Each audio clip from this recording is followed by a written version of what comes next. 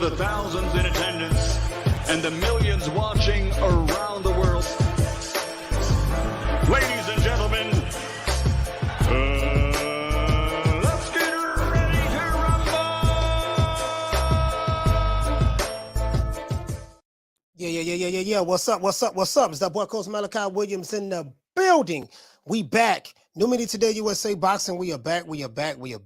What's happening, y'all? What's happening? What's going on, man? I hope everybody had a good, relaxing weekend. I hope everybody had one. I'm looking at some videos right now on my phone. I want to cover. Yeah, I hope everybody had a really good weekend. You know what I mean? I know I did. You know, relax, rest.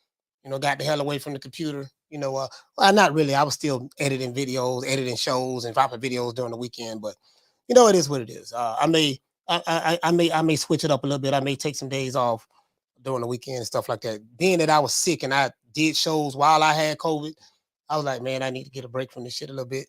And that's what I did. So other than that, man, let's give everybody who is here a round of applause.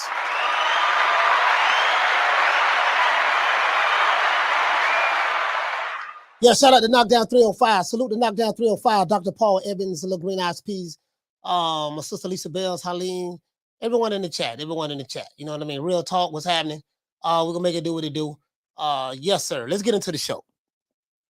We're going to allow YouTube to send out the notifications to let everybody know that we're on the chitlin circuit. Let everybody know that we're on the chitlin circuit, man. Let YouTube send out the notifications, man. And you guys do your part. Tell a friend to tell a friend to tell another friend. Go ahead and, share this video. For real, though. Salute. Share this video. Hit the like button when you come on in. And let's talk about this weekend's fights. Not going to sit here and lie to you guys and tell you I was impressed with Luis Ortiz or Andy Ruiz. Now, I wasn't, impressed at the fact that, the 53-year-old Luis Ortiz was able to go 12 rounds. We did see that his punch resistance is not there. Shout out to Major Key Boxing. His punch resistance is not there. And when you see a fighter falling down and getting knocked down very easily, that tells you everything you need to know. That's the sign of a shot fighter. He's on his way to becoming shot. His punch resistance is not there. When you suffer, he suffered. He got dropped. He got dropped a couple of times, by Charles Martin with jabs. He got dropped with jabs, severely hurt with jabs too. And he got dropped 3 times yesterday. And it is what it is. You see what I'm saying? A lot of times when fighters come off of devastating losses, knockout losses, in the past, like that's why I say I want to see exactly what Wilder has. By him having 2 devastating knockout losses, he may suffer the Luis Ortiz effect. He may suffer that. What would happen if he get hit in that sweet spot? Everyone knows that Deontay Wilder's sweet spot is the left side of his ear that Tyson Fury always targets. If he get caught back there, left side of that ear, equilibrium get thrown off, or he have a panic attack or whatever in the ring. A lot of people want to see that. So I think this is why they set him up with Robert Helenius, a good friend of Deontay Wilder, good friend and is his sparring partner. And, something that he's familiar with, and it'll probably help him out to build, to build his confidence back up. Let me get into the show. Let's get into the show. Because as far as I'm concerned, I saw what I needed to see last night. Andy Ruiz drops Ortiz 3 times. And he did score a unanimous decision. Now, we had a lot of people vote. We did a poll. A lot of people voted. A lot of people thought that Andy Ruiz was going to knock out Ortiz. I was one of them. I say, man, he should better knock Ortiz out. We saw Ortiz getting dropped with jabs against Charles Martin. So that let me know his punch resistance wasn't there. And then Ortiz is in his 50s. They don't let the hair dye fool you. They dye in his hair. He's keeping his face clean. He's in his 50s. So, you got Cuban years, and then you have American boxing years. And American boxing years, they say he's 43. In Cuban years, we know he's 53.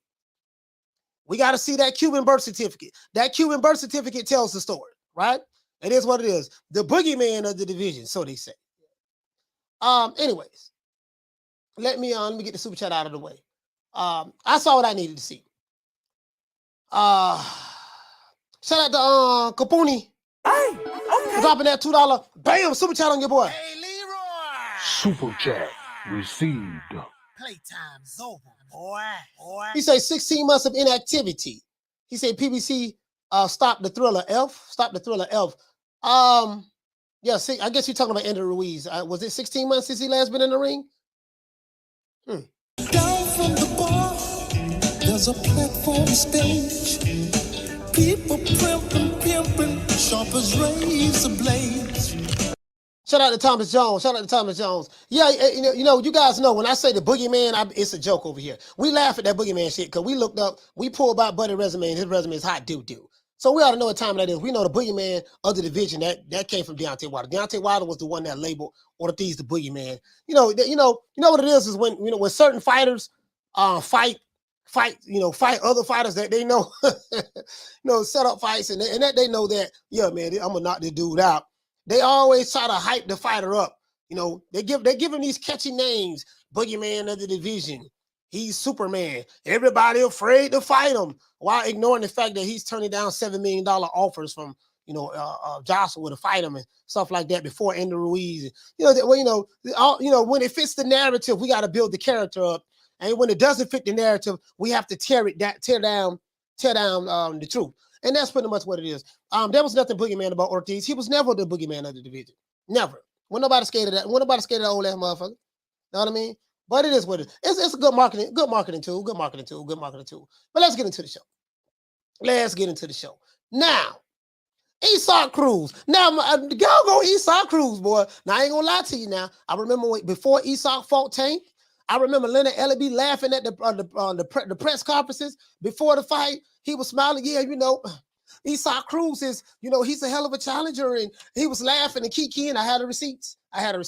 Laughing and kikiing, smirking, because they knew Esau Cruz was a cherry pick. But it was almost a cherry pick that went wrong. We saw what happened. Esau Cruz is getting better. And I told you guys what's going to happen with that. So we're going to get into that, right? We're going to get into that about the Mexican Mike Tyson. And he want all the smoke.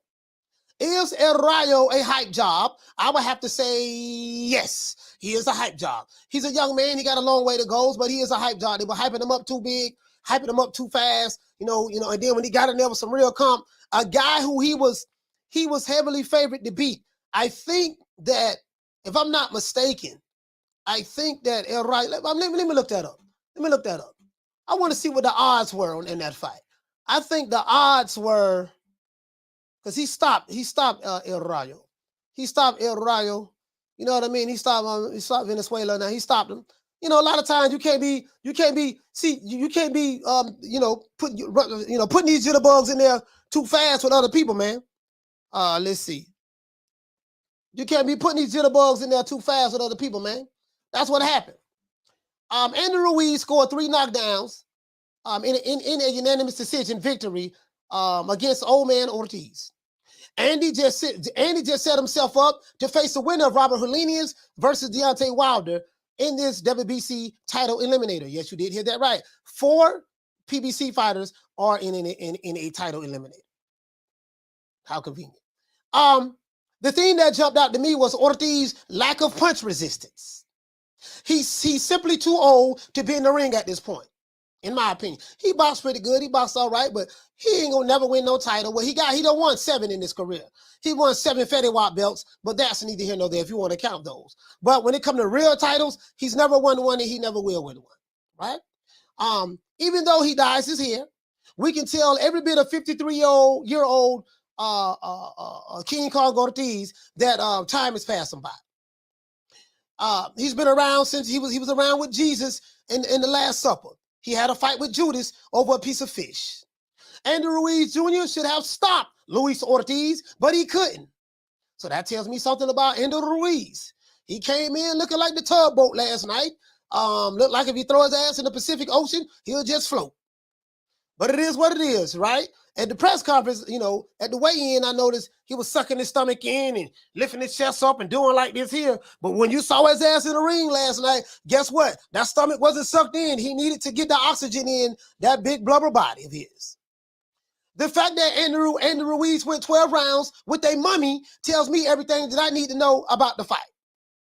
At least Andrew Ruiz did score 3 knockdowns.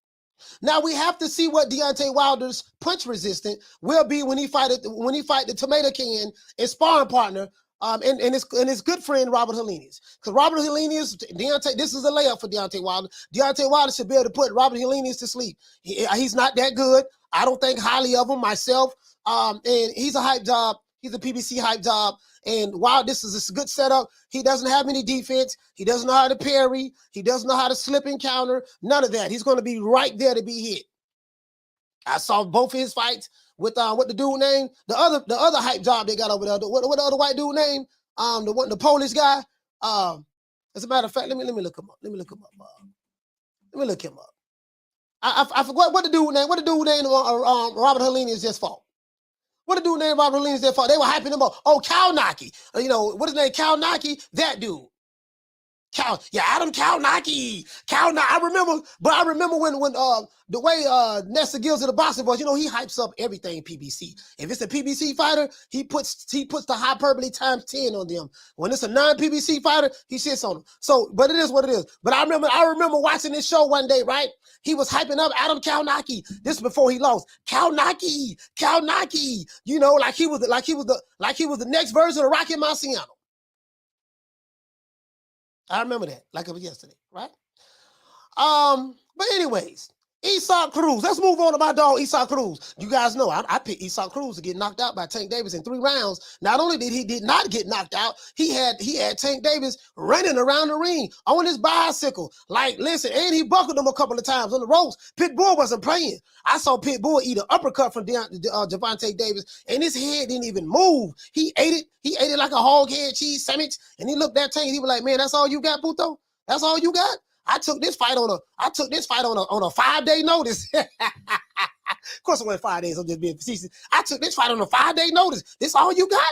I was like, God damn, he went 12 rounds. He didn't have a scratch on his face. And man, I'm like, God damn, this motherfucker. And I became a fan of Isak Cruz after that fight. And now his last 2 fights, he putting them paws on mofos. And he say he want all the smoke. Isak Cruz made a strong statement last night. And he did what he was supposed to do. And that's knock out Eduardo Ramirez in the 2nd round. After the fight, Pitbull said that he was ready to win at all costs. The crowd went wild for Isak as he became a fan favorite amongst the boxing fans. You know what I mean? After the fight, Cruz called out Tank Davis, who was in the audience. But after that performance that Pitbull had last night, I seriously doubt now if that fight is going to happen. I was the main one that was saying, hey, man, you know what, man? Tank going to fight Pitbull Cruz next. Calvin Ford said they want Pitbull Cruz, and that's the in-house fight, and that's probably the one they're going to make next. I don't know about that there now. They might be shaking like booty meat over there. They might be like, man, I don't know about this shit here, man. God damn, boy. You see what I'm saying? Now, it'll be a good move. A good justification move, because Leonard Ellerby is going to come out in front of the store. Well, Pitbull is a star. He going to say all this star shit. I told you guys, Pitbull is the truth. And this and that. And none of those guys in the lightweight division to beat Pitbull, they're going to deflect. They're going to say everything to protect their fighter. We already know what they're going to do. So, and I get that. This is what they do over there, right? No problem. But, let me tell you something, man. That Mexican Mike Tyson, bro, let me tell you something. That dude right there, it looked like he has slow feet because he mesmerized you with the way he's coming, with the way he comes forward, right? Looks like he has slow feet because I always say he has slow feet. But boy, when he get close, oh my Lord, he gonna throw in them bolos. He throwing haymakers. He don't throw no jabs. Pitbull don't throw no jabs. Everything be haymakers. True. Pitbull throwing haymakers. It's bombs over Baghdad when Pitbull get in the ring, boy. When he get in the ring, he throwing them paws. Yes, sir. Do he know how to throw a jab? No, he don't. He don't know how to throw no jab. But does he know how to throw wide hooks? Yes, he does. Looking like Clubber Lang on Rocky 3. Whole lot of more, bad boy. Whole lot of more. And guess what? Ain't he knocked out his fellow Mexican? He don't give a damn if you listen. Pitbull said, "I don't give a damn if you're a Mexican." Pitbull from Mexico, he knocked out another Mexican. I don't give a damn if you're a Mexican. I don't care if you're a Dominican. I don't care if you're a Puerto Rican. I don't care if you're an American. I don't care if you're a African. Pitbull say he don't give a damn who it is. He don't care if you're Mexican, white, black. His whole objective is to put them paws on you and knock your ass out. True. I believe Leonard Ellerby, Floyd Mayweather, and Al Heyman will reconsider this pit bull fight now. I think they probably say, man, I don't know, this dude got lightning in both hands, and, you know, I don't know about this shit here, man. This dude here, man. And listen, bro, like, I know Tank got excellent footwork. He got excellent footwork. Now, that is true. He has excellent footwork, but he going to have to be on this bicycle fighting that boy there. He going to have to run. He been run, nigga, run, Tank, run. Don't sit there in front of that dude right there, boy. Not that dude, run. You fought him one time, and I believe Tank Davis now. When they ask Saint, they say, will you give Esau Cruz a rematch? He said, hell no. I have the receipts for anyone who would challenge me on that. Hell no. And he definitely, I don't know about it right now, but we gotta find a tomato can just a little bit more tender, you know, a little bit more tender. I was saying Pitbull was gonna be the play for Tank, but I don't know now, boy. That goddamn, hey, that little motherfucker hit hard, bro. He hit hard, and he got a neck like this. Listen, the man neck so big, it's like he don't even have a neck. That man got muscles on top of muscles on top of muscles in his neck. I'm like, man, god damn, this little motherfucker here, boy, shit. Man, I don't know about this here, man. Anyways, I don't believe, something else I want to say, guys. Don't believe any of the rumors that you're hearing about Tank facing Ryan Garcia in December. Bullshit, those are just rumors. That's just some shit that's being put out there by, you know, your favorite YouTube channels. You ought to know what time it is, right? It's just rumors. Hopefully, Esau Cruz can get a shot at the title by next year. Jose El Rayo Valenzuela loses by knockout to a massive underdog, Edwin de los Santos. Edwin de los Santos, he stopped El Rayo in the third. As a matter of fact, this is a cherry pick that went wrong. How do I know? Tom Brown and the PBC, y'all picked the wrong dude. El Rayo was a minus 1,000 favorite to beat Santos on the PBC fight card. The problem is someone forgot to tell Santos that he was supposed to lose last night. How does a minus 1,000 underdog, how does a minus 1,000 underdog beat a guy, not only beat the main guy, the house fighter, but he stops him. Put them paws on him, right? And I think he's from La República Dominicana. Ya tú sabes que mi mamá es de Santo Domingo, de la República Dominicana. ¿Me entiendes? Now, El Rayo was a minus 1,000 favorite to beat Santos. But guess what? Somebody forgot to tell Santos last night that he was supposed to lose. The PBC matchmakers got this one all wrong last night. This was a cherry pick that went wrong last night for El Rayo. When asked what went wrong, El Rayo said, I did not expect De Los Santos to be as aggressive as he was in the fight. That means he wasn't prepared. That means his team did not prepare him. His team did not prepare him for the aggression that De Los Santos brought last night. That means that they did not do their homework. That means that the matchmakers, they thought it was sweet over there. This was a cherry pick that went wrong because this young man, El Rayo, said he was not prepared. He gave it out as a good, he gave it out as good as he took it. Yes. I want to focus on getting back in the ring and redeeming myself. Yeah, I don't know if you want to redeem yourself against Buddy. Buddy stopped you last night. Maybe you can make some changes, but boy, El Rayo, he got to work on his defense. Now, El Rayo, as I said before, guys, he's a young fighter. He got time, you know, young jitterbug. He's a young fighter, and he will bounce back. There's no doubt in my mind that he will bounce back. But the hype this young man has been receiving has been too much. He got exposed last night as another hype train from the PBC. El Rayo will have to go back to the drawing board and work on his defense. He lacks defense. That's his problem. He looked pretty throwing punches and his set and all that shit looked pretty. But when you got somebody coming forward, throwing them paws, dropping them fifth ward bees on you, goddamn it, it's a whole nother ball game. Because he clearly doesn't have any defense at all. He needs to work on that. Now, after the fight, De Los Santos said that he wanted Tank Davis next. So Pitbull Cruz said he wanted Tank Davis next. And De Los Santos said he wanted Tank Davis next. Maybe they'll throw him in there with Tank. I don't know. Don't be surprised if you see Tank Davis fight Esau Cruz or De Los Santos in his next fight. But I highly doubt that Tank. Now that I think about it, I doubted that Pitbull fight happened. I don't know about that there, man. That shit right there. Estrada wins in Saturday's fight. Estrada wins a nail-biting 12-round decision. He will be fighting Chocolatito in the trilogy match on December the 3rd. Can't wait to see that fight there. We'll see how it turns out when the fight happens. What do you guys think about this past weekend's fights? Let's talk about it. I look like I saw a super chat that came earlier. Let me see, can I find it? See, can I find it? See, can I find a super chat? Super chat that came earlier. Talk about the fights.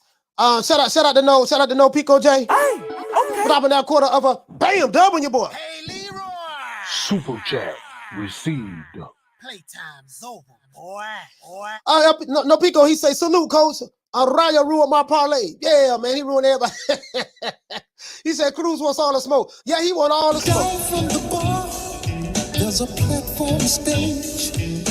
People pimping, sharp as razor blades. Yeah, man. Jason Williams, what did he say? He say, hype train derailed. Yes, sir. It was derailed last night. Last night. Geez, what you say, fam? You say the dude had no defense at all. No defense at all. No defense at all. No. He said, Kane said, to be honest, Rayo's claim to fame was rumors of him dropping Teofimo in sparring. Yeah, you gotta be aware of rumors. You have to be aware of rumors. Be aware of rumors. Be aware of rumors. That's what you gotta do.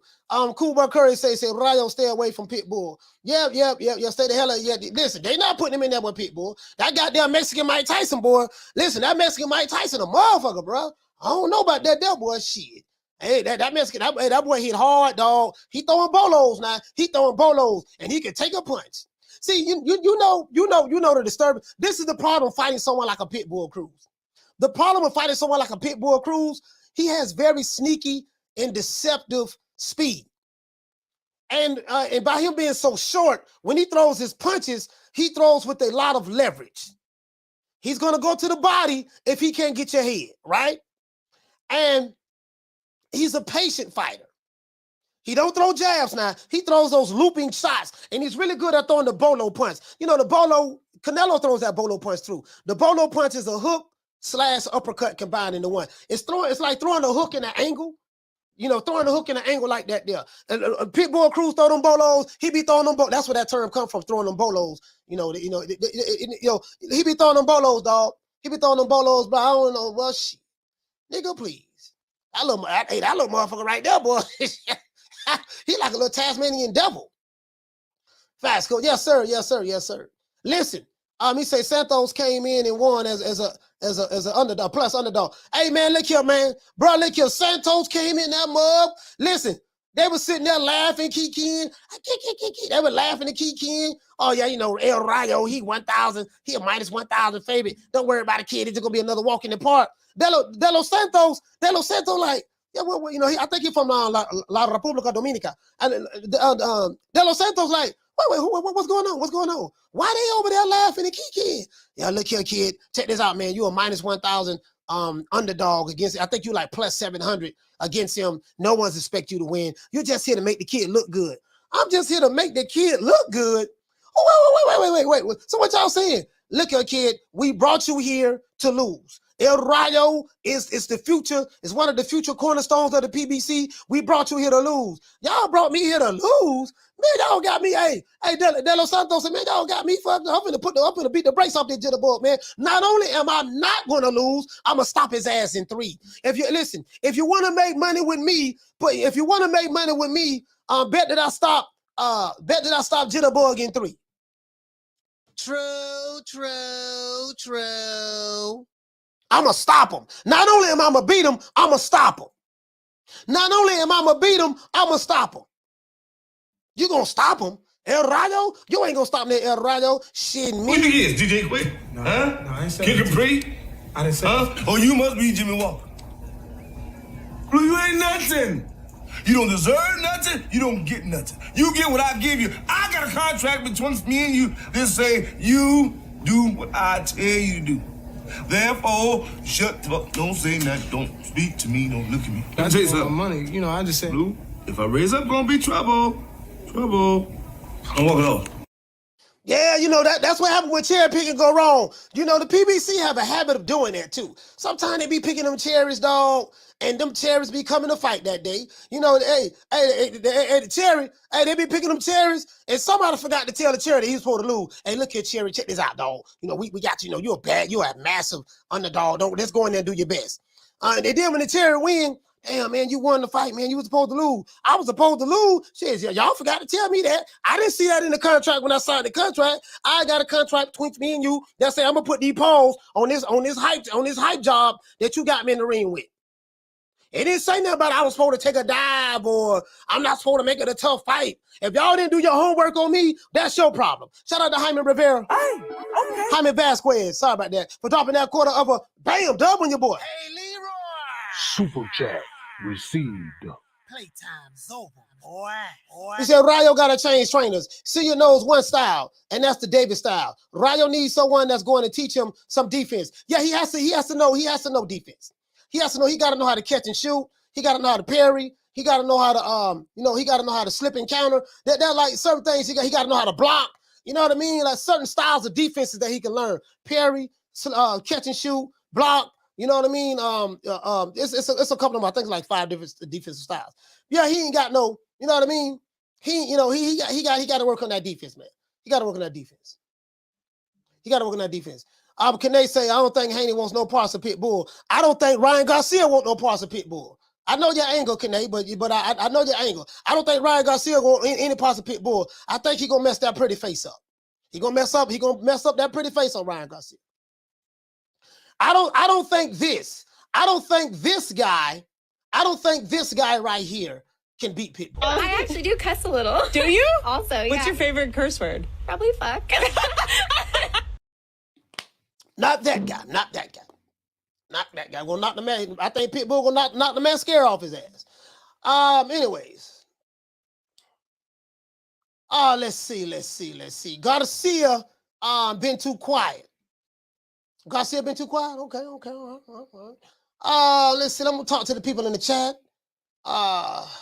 Adam said he said a lot of boxing fights this weekend was funny. Frazier Clark, I didn't see that fight. I didn't see the Frazier Clark. I didn't see that fight.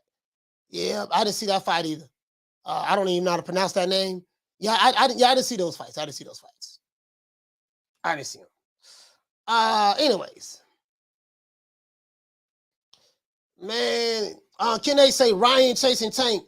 Allegedly. Ain't nobody chasing no goddamn body. Ryan ain't chasing Tank. Tank ain't chasing Ryan. There's a whole lot of Twitter shit going on. Ain't neither one on. Ain't nobody chasing nobody.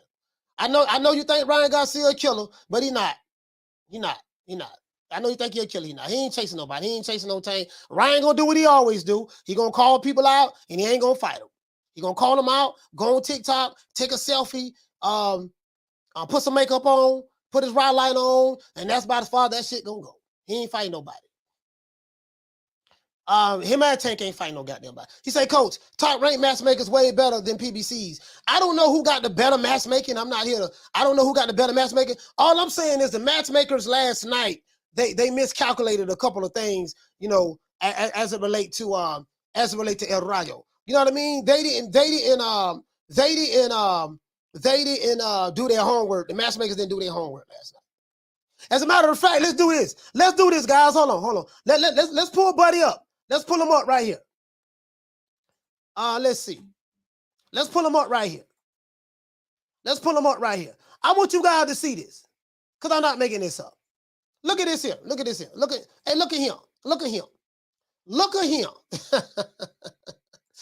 Shout out to James Brown. That's what James Brown used to say. Look at him. All right, let's pull this up, man. This Yahoo Sports. This is Yahoo Sports. Let's pull this up. Edwin De Los Santos stops Jose Valenzuela in the 3rd round. Yo creo que él es dominicano. Yo lo creo eso, right? Dominicano. A black dude, a brother. Okay. Edwin De Los Santos was too much for Jose Valenzuela from the opening bell. The Dominican, he was Dominican. Él es dominicano. Ya tú sabes eso. The Dominican lightweight prospect landed hard, accurate shots almost at will. put his Mexican opponent down twice and stopped him at 1 minute and 8 seconds of the third round of a scheduled 10-rounder on the Andy Ruiz, Luis Ortiz undercard. De Los Santos, 15-1 and 15-1 with 14 KOs, was able to connect with his quick, punishing jab and sharp combinations from the opening bell, which put Valenzuela 12-1 and, oh my Lord, 12-1 and with 8 KOs. Man, I can tell you right now, dog, what they was thinking about. What they was thinking about. Anyways, they must ain't look at the fight film of this guy right here. Anyways, the Mexican fought bravely, but couldn't avoid De Los Santos' punches or land enough to turn the tide, right? The second round was wild. Both fighters went down, okay? De Los Santos also lost a point for punching Valenzuela when he was down. None of that mattered, though. None of that mattered. However, Valenzuela was clearly hurt as the bell rang from the start of the third round. And De Los Santos took full advantage of that, putting Valenzuela down one more time. You see what I'm saying? Valenzuela, a.k.a. Rayo, was able to get to his feet, but he was in trouble. And boy, he was in trouble. All it took for a hard combination to his head to convince the referee, Ray Corona, to stop the fight. De Los Santos hopes that the movers and shakers in boxing took notice. So that, you know, you might see Tank fight this guy. Might see Tank fight this guy now. They might say, we ought to beat Pitbull. We don't want to fight him again. We don't beat him already. Let's go ahead and move to this guy, De Los Santos. They might. They got a plethora. They got a plethora of fighters over there now. They got a plethora of fighters over there now. They do that now. Floor, let that be known. Like I said before, we have a plethora of fighters over there with Mayweather Promotions and the PPC. We're big happy family. You know what I mean? So we ought to know. They got a plethora, right? Let's see. He said, I came in against a ranked fighter tonight, and I was up for the task, he said. Now I want the same, now I want the same name that everyone else wants. I want Gervonta Davis. There you go, boy. That's going to be the one they might get, too. He said, Valenzuela is a rising contender. Yeah, they go fight you. He might go like they do that. A rising contender. True. He said, Valenzuela, a rising contender, would now have to rebuild. He said, I did not expect De Los Santos to be as aggressive as he was in the fight. That's because of lack of preparation. And that's because your scout team didn't do a good job. He gave it out as well as he took it. I just want to focus on getting back in the ring and redeeming myself. Hopefully the jitterbug can come back. Jitterbug, don't worry about the jitterbug. You better come on back, man. You better come on back. It ain't but one loss. Shit, Marvin Hagler lost fights early in his career. A couple of my legends lost fights early in their career, only to come back and be Hall of Famers. So you still got time.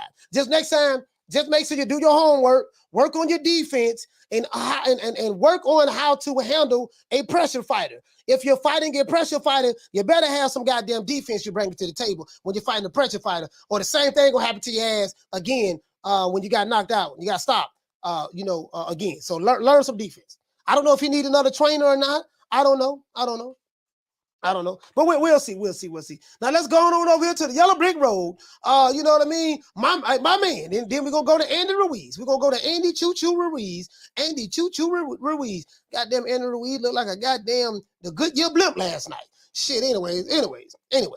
I want no Mexicans getting mad. Oh, he's talking about Andy. Oh, he's talking about Andy. Oh, I don't need no goddamn sensitivity over here. You know what I mean? I got to call it the way I see it. The man came in that motherfucker looking like he ate 1 too many sneaker bars last night. But that's neither here nor there. Let's continue. Now, Cruz made another strong statement. The Mexican Mike Tyson, a.k.a. the Mexican slugger, stop countryman, Eduardo Ramirez, at 2 minutes and 27 seconds left in the second round of his scheduled 10-round lightweight bout. Yes, he did. Cruz, 24, not 24, 24, 2-1, 24, 2-1, with 17 KOs, had some trouble. He said, had some trouble concerning an elusive Ramirez in a relatively uneventful opening round. However, that changed in an instant midway through the second round when Cruz put his countryman down and hurt him badly with a perfect left hook to the chin. Oh, he be throwing them left hooks so wide and strong and fast. He be like, yeah, Lord have mercy. Oh, he be throwing them haymakers, man. The worst was yet to come for Ramirez as Cruz attacked his wounded prey viciously until a 3-punch combination put him on his pants again. That was enough for referee Jack Reese, who didn't hesitate to stop the fight to save Ramirez from further punishment. Pitbull Cruz said, "I was ready to win at all costs last night. Para mi familia," Cruz said. You know what I mean? And what better way to win here in front of all the great fans of Los Angeles? Afterwards, Cruz, who is a top contender, called out Gervonta Tate Davis, who narrowly outpointed him last December. That fight isn't likely to happen, according to this guy who wrote the article. However, performances like the one Cruz turned in Sunday keeps him in the thick of a championship hunt. Okay. So they say that fight ain't likely to not happen. That's what they say. They say the fight is likely not to happen. That's what they say. That's what they say. You see what I'm saying? That's what they say. You see what I'm saying? So it is what it is. PBC Center say Ortiz is about 140 years old, not 140 years old, 140. 40. Here you go right here. Let's go on over here to the King Kong Ortiz and Andy Ruiz, the boogeyman of the division. King Kong, they say King Kong is the boogeyman. Whatever. Let's see let me see. What is this right here? What is this right here? I'm trying to see something. I don't want to sign up. Close. I don't want to sign up with y'all. Anyway, y'all hold on, guys. Let me blow this up like the good year blow. Look, I'm looking at the article, right? Los Angeles Daily News. As you can see, this is Los Angeles Daily News, right? What this is, guys? Los Angeles Daily News. Have to repeat myself like Umar Johnson. Andy Ruiz defeats Luis Ortiz, sets up possible showdown with Deontay Wilder. Now, you guys do know that this is the plan all along. Deontay Wilder was going to put Robert Helenius to sleep in about 3 rounds. Robert Helenius is going to go to sleep. He's really not that good. Even though him and Wilder, I think Wilder is a step above him. Wilder going to catch him with a 2-piece down the pipe, drop him, and that's going to be the end of that. Deontay Wilder sparring partner. So that's going to be the end of that, right? But let's continue. This is the play by the PBC. Ruiz dropped Ortiz twice in the 2nd round and once more in the 7th round before recording a unanimous decision on Sunday nights at crypto.com arena, right? Here it goes right here, right? They're going to Andy Ruiz right there. They're going Big Andy. Oh, there you go. All right, let's continue. It took Andy Ruiz 3 knockdowns to debunk Deontay Wilder's prediction of Luis Ortiz defeating Ruiz by devastating fashion. He didn't defeat Ruiz by devastating fashion. He knocked him down 3 times, but that wasn't no devastating fashion. You fought a 53-year-old man in Cuban years. He's 53 in Cuban years, and you went 12 rounds with him. Man, cut the bullshit. Anyways. But you know what though? Andy Ruiz hasn't fought in a while. So for some reason, the PBC is not able to get their fighters a lot of fights. For some reason, the PBC is not able to get their fighters a lot of fights. I noticed that their fighters don't fight regularly. Now if it's a contender, he's able to get on the fight cards like Pitbull Cruz. Pitbull Cruz, he fought Tank in December last year. I think he had a fight a couple of months ago, and then he has a fight now. So I think Pitbull don't fought 3 times in like 8-9 months. And they're saying he might come back again on December. I think they're going to put him on Tank Davis's undercard. I was saying that Tank going to fight him, but I don't know if he's going to fight. I don't know about that now, boy. Guess what? Because I don't think Pitbull Cruz, they can't get him to take no dive. He's hungry. Pitbull is hungry. Literally. Listen, man, he come from a poor part of Mexico, and he's trying to make money for his family. You don't get in the ring with a dude like that. Because Al Heyman can't come in here. Hey, Pitbull, check this out, baby boy. Check this out. Tank Davis is our star fighter. Yeah. I know, puto. Yeah, man. What we're gonna need you to do? We're gonna need you to take a dive in this fight right here. Last time you fought a little too hard. We're gonna need you to take it easy this time in the ring. Take it easy. I don't know how to take it easy. SA. You know what I mean? I'm trying to win the Reggie belt. I'm trying to get that Reggie. You know what I mean? That Reggie's gonna raise my stock. I can go back to my country and say that I'm a champion. Well, really, you really ain't no champion. Devin Haney got all the belts, so you really ain't no champion. The Reggie belt really ain't no championship. But it's a title, but it's a Reggie. Yeah. But whatever. So what are you trying to tell me? I'm trying to tell you that we're gonna need you to take a dive this fight. No dive. I don't even know how to swim. SA. I don't know how to swim, puto. Puto, I don't know how to swim. Dad, he got his dad with him. Dad, dad. ¿Qué pasó ese? ¿Qué pasó, hijo? El negro aquí, él dice que lo quiere para mí. Take a dive. He wants you to take a dive. Yes. What do you mean, swimming? I didn't know the PBC had a swimming pool. They want us to go swimming? Yeah. No. He wants me to lose. He wants you to lose intentionally? Yes. Oh, no, we don't do that. We don't do that. Listen, he ain't falling for the banana in the tailpipe. Not Pitbull. That little motherfucker made a believe out of me, dog. He made a believe out of me. All bullshit aside, boy. Hey, I was clowning him before he fought Tank. Guess what? I ain't clowning him no more. He made a believer out of me. True. Anyways, Ruiz was unable to get his devastating finish, but he did enough to defeat Ortiz by unanimous decision. 113, 112, 114, 111, and 114, 111. Shit, if it wasn't for them knockdowns, he probably would have lost his fight last night. In Sunday night's heavyweight main event at the Crypto.com arena, right? With Deontay Wilder watching ringside, Ruiz used his powerful right hooks to control the bout and possibly earn a shot and possibly on the showdown with Wilder. A matchup that would feature former heavyweight champions. Okay, two former heavyweight champions fighting each other. Everyone was doubting me, said Ruiz, but I worked so hard for this fight. You know what I mean? Ortiz is a warrior who hits hard. I did a beautiful job just boxing him around, you know what I say? I showed more class than I usually do just coming forward. Andrew Ruiz is 35-2 with 22 KOs, and we already know what it is. So it says right here, if Deontay Wilder wins in October, me and him are with the same management, and we can make this fight happen, said Ruiz. Let's do it. Let's get it on. Ruiz said he want the smoke. Wilder added, Deontay Wilder is back. And I'm always looking for great exciting fights for the fans. If Andrew Ruiz Jr. is what's next, then I'm ready to get it on. So there you go right there, dog. So we already know what time it is. Andrew Ruiz, what else he said? He said, I want to fight at least 3 or 4 times a year. He said, I'm hungry. Andrew Ruiz said, I want to fight 3 or 4 times a year. He said, I'm hungry. We already know that you're hungry, Andrew Ruiz. We know that you're hungry, sir. And I want to become champion again and bring the belts back to Mexico. Now, wait a minute. He want to bring the belts back to Mexico. I have one question, guys. Not that it matters. As a matter of fact, before I ask this question, let me go ahead and look it up right here. Before I ask this question, let me go ahead and look it up right here. Let me go ahead and look it up right here. Let's see. Okay. Andrew Ruiz said he want to bring it back to Mexico.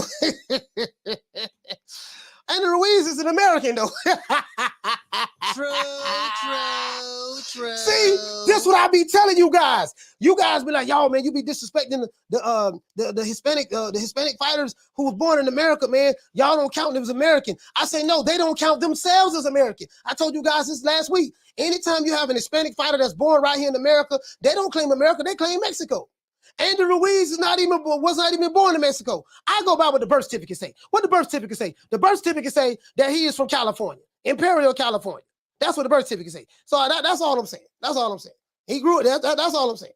You know what I mean? So, but I get what he's saying though. He knows money in Mexico. I get what he's saying. He gotta pander up to the Mexican fan base. I get it. I get it. But he just proving my point. He just proved my point. I said this last week. If you're new to the channel, please subscribe to the like button. We got over 300 people in here, less than 200 likes. This is unacceptable. We gotta get the likes up. GGS said basically Mexico. I feel you. Cool Buck Curry, he say Santos came in 2 weeks and stopped Rayo on the 3rd. Yeah, man, you know what? They didn't do their homework on Santos. They didn't do their homework on Santos, man. They didn't do their homework on. That's what happened, dog. Some of them cherry picks be going wrong, dog. Cherry picks be going wrong. Yeah, man, that what happened, man. Mr. Holmes, he say Ortiz almost beat Ruiz with 3 knockdowns. Yeah, he did. He almost beat him. For real, though. Yeah, for real. That is true. You know what I mean? SC say he's by the border. What the birth certificate say? True. What the birth certificate say? That's all I'm gonna say. What does the birth certificate say? Anyways, he say salute, coach. Man, Andy looking like three times. He say three. Andy looking to fight 3 times a year. I believe Wilder mentioned something like that. I believe Al in trouble. Usually his fighters fight once a year. Yeah. The only one I see really fighting twice a year. That's a PBC star is Tank Davis. He fights twice a year. And those little nobody fighters they got over there, they'll fight multiple times on fight cards. But the star fighters, they don't fight multiple times a year like that because they don't have the money to pay the guys like that. I honestly believe that Canelo Alvarez messed the PBC up. I really believe that, fam. I don't have any proof of it, but I honestly believe when Canelo Alvarez took that guarantee money from them, because just look at it. The guarantee money that the PBC had, they normally able to pay their fighters $1.5 million guaranteed, and then say that's all we gonna pay, and then see can you get the rest on the back end. And since they don't release the pay-per-view numbers, you really don't know what they're selling, so they just got to take whatever the company tells them, right? All I know when I look at these fighters' net worth, they ain't got what they fans putting out there that they have. You let them tell it on the back end, these guys getting 10, 15, $20 million on the back end. Boy hush. Oh, that is further from the truth. But you get what I'm saying though, right? So I think Canelo, when he came and took their budget, that $40 million guarantee, I think he messed them up. That's what I believe. Mr. Holmes said Dominican boxers are live dogs at this point. Yeah, man, yeah. Somebody forgot, listen, somebody forgot to tell him, Buddy that he was supposed to lose. He said, Coach, do you think the Zone will fold in the next year? Nah, I don't think any of those companies will fold. I don't think the Zone will fold. The Zone got off, man. Hey, listen, the Zone have a lot of sports. They have a lot of sports on their platform. Yeah, the Zone ain't going nowhere. None of these promotional companies are going anywhere. If anything, they'll just scale back. They're not going anywhere. None of these promotional companies going anywhere, Annalie. None of them. Katie with the 7, he said, you're right, Coach. Canelo took the whole bag away from the PBC. Yeah, I really believe that, dog. I really believe that. I really believe that, fam. I really believe that. Steven say he said people don't hate Ruiz. They just don't respect his lack of discipline. Yeah. Don't nobody hate Ruiz. It just again he's not disciplined as a heavyweight. Like he's living up to a heavyweight. He's living up to the term heavyweight. He just can't stop eating, man. He just can't stop eating. Know what I mean? He said Ortiz looked horrible yesterday. This shit was elderly abuse. Hey man, listen. He keep wanting to fight, so it is what it is. He keep wanting to fight. He old and he's slow. Shout out to Gary Hawkins. He said Blue Blood said Tank say Devin afraid of Pit Bull. I really don't think that's true, Coach. Yeah, I mean, right. See, listen. Hey, Gary, check this out, fam. Shout out to my sister Misfit. Listen, this what it is. This what it is, fam. This what it is. Let me go on over here to Twitter. See, this where the fights are going on at, guys. See, you guys missing all the fights. You guys are missing all the fights. This is what your favorite fighters are doing. Ryan Garcia is trending on Twitter. Why is he trending? Ryan Garcia is trending on Twitter. As you can see right here, they clowning. Boy, they clowning on Twitter right now. Shout out to Misfit. This what it's Twitter is vicious. You see what they got right here? They got Floyd Mayweather pushing Tank on a tricycle, on a bike with training wheels and a helmet. Boy, listen. Boy, Twitter is vicious. King Ryan did this 9 hours ago.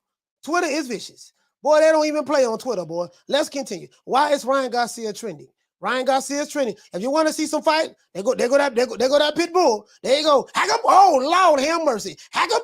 And you know what? That's that same move that Marcos Maidana dropped. That's that same move that Marcos Maidana dropped Adrian Broner with. When he squat down, it looks like they're gonna throw the wide hook to the body, and he bring it up to the head. Lord, have mercy. Well, that's it right there, boy. Hack up. Went to the body.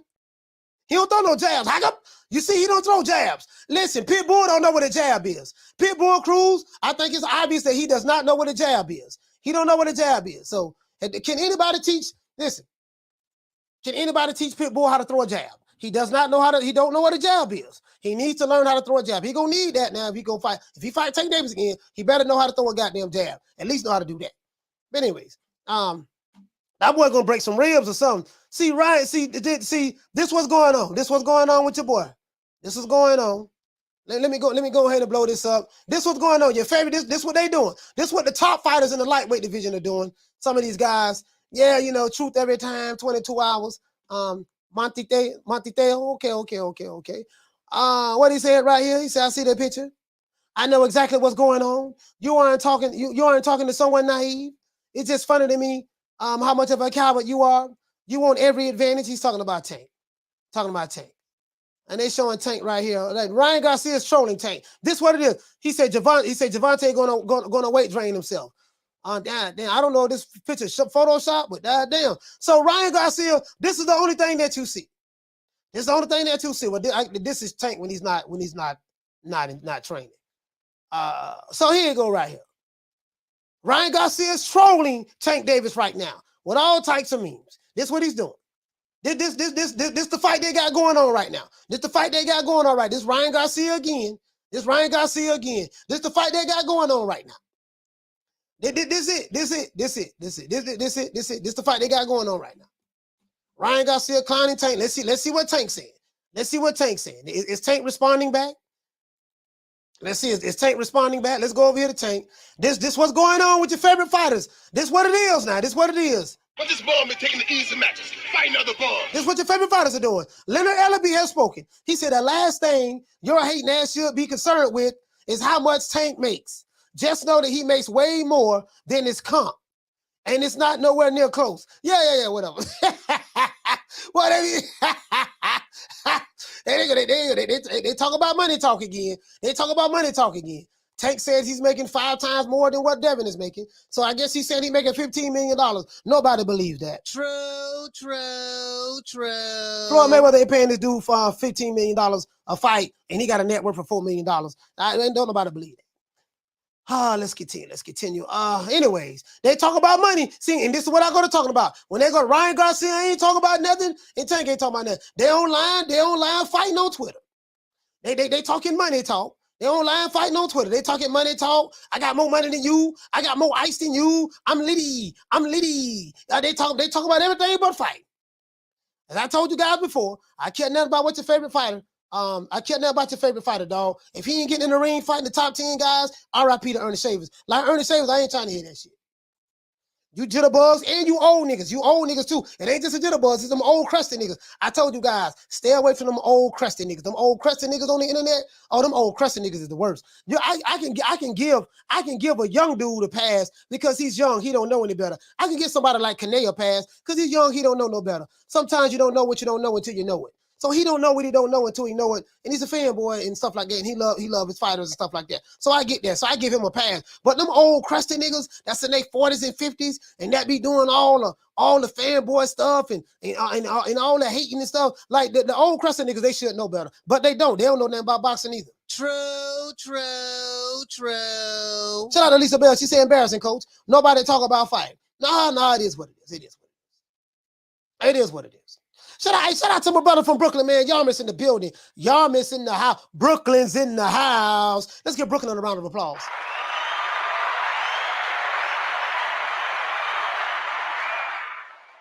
Gojo, what did he say? He said, I love it, coach. And he said, if they get this fight signed and delivered, it's gonna be huge. I don't know which fight you're talking about. I don't know what fight you're talking about. But yeah. It is what it is, man. I get it though. I get it. I know what it is. Angry he said Pitbull was a cherry pick going wrong for Tank. Then he used one hand excuse for running the whole fight. He said ask him people want a rematch. He said hell no. Yeah, he did say that. It is true. But this ball been taking the easy matches, fighting other balls. Yeah, man, it is what it is, man. It is what it is. Yeah, so that's what's happening. That's what's happening, guys. That's what's happening. So if you want to see your favorite fighters, your top guys fight the top guys, go to Twitter and you'll see some of the best matches. I'm talking, especially in the lightweight division. You'll see some of the best matches you're going to see. That's about as far as that's going to happen, bro. These dudes, some of these fighters got some strong thumbs. They have some strong thumbs, fam. They got some strong. This brother, he say any talk of Spence versus Crawford. A whole lot of talk. I tell you what, check this out. Now that you brought up Spence versus Crawford, let's bring this up. Remember the usual suspects. They say that it's going to be an announcement on September the 4th. You know, Terrence Crawford and Errol Spence fight going to be announced, even though that the fight card was on Fox. Fox Network is going to make an announcement of a fight that's supposed to be on Showtime. Make this make sense to me. True. It's a lot of people like being lied to, right? We heard 4 months ago in April, 5 months ago in April, we heard that what? Terrence Crawford had already signed the contract. We did a whole show on this. I took you to 2 YouTube channels. And one YouTube channel had 25 videos within the past 11 days, all Terrence Crawford videos. This is in April. In May, the same thing. In June, the same thing. In August, the same thing. In September, he doing damn near the same thing. And they said that the fight was signed, the fight gonna happen. They're gonna announce it on Christmas. They're gonna announce it on the moon. They're gonna announce it in Russia. They're gonna announce it in the Ukraine. They're gonna announce it at the twerk contest. They're gonna announce it at the Olympics. They said that. Remember all these different announcements that's supposed to happen from your usual suspects. Guess what? This is September the 5th. We ain't heard nothing yet. True. Some people like getting lied to, and they hate me for telling the truth. It's amazing. It's a lot of people, they like the naked truth. They hate the naked truth, but they love the well dressed up lie. It's pretty much those Wakanda and Zamunda niggas. Those Wakanda and Zamunda niggas, they good at that. They good at that. Anna Lee, what you say, sis? All that blah blah in no fight. You hit the nail right on the head, sis. True. Hey, Anna Lee, all that blah blah in no We the fight. Cholo twins. We known for calling everybody out. Please call these I'm not people out. scared. Listen, the whole world's looking at you. Call these people out, What's please. up? It's the Jamal the Hitman Charlo. Let's get it. Who won it? Name them names, man. They know who they is. Name them names, They know who they please. is, The bro. names need to be But they know named. who they is. The Mexican monster. Mexican Definitely not monster. getting that much respect. Nello. Shout out to Guy Nuke. He say, Coach, it's all good until the Terry start fighting back. Yeah, hey, you know what? If you got a cherry that's supposed to lose, somebody needs to let the cherry know, look here, dog, you supposed to lose it today now. You supposed to lose it today now. I don't need you messing up my cash cow. That's my cash cow right there. You know, he bringing a book of food stamps, an EBT card, you know what I mean, a hog head cheese sandwich. You know, he keeping the lights on over here. Now, I don't need you going in there fighting my cash cow. Tough now. Now, Esau, you gonna take the dive, okay? No, puto, nobody taking no dive. They say, I don't even know how to swim. They say, I don't know how to swim. I tell you what, if you get his ass in there, his ass is mine, Holmes. His ass is mine. True. Hey, shout out to my sister. Shout out to my sister. Shout out to my sister Arlette. Shout out to Arlette. Yeah, we ain't doing that there, man. We ain't doing that there. Listen, I don't want to hear nothing. I'm old school. Your fighter don't impress me. All I'm hearing is a whole bunch of death.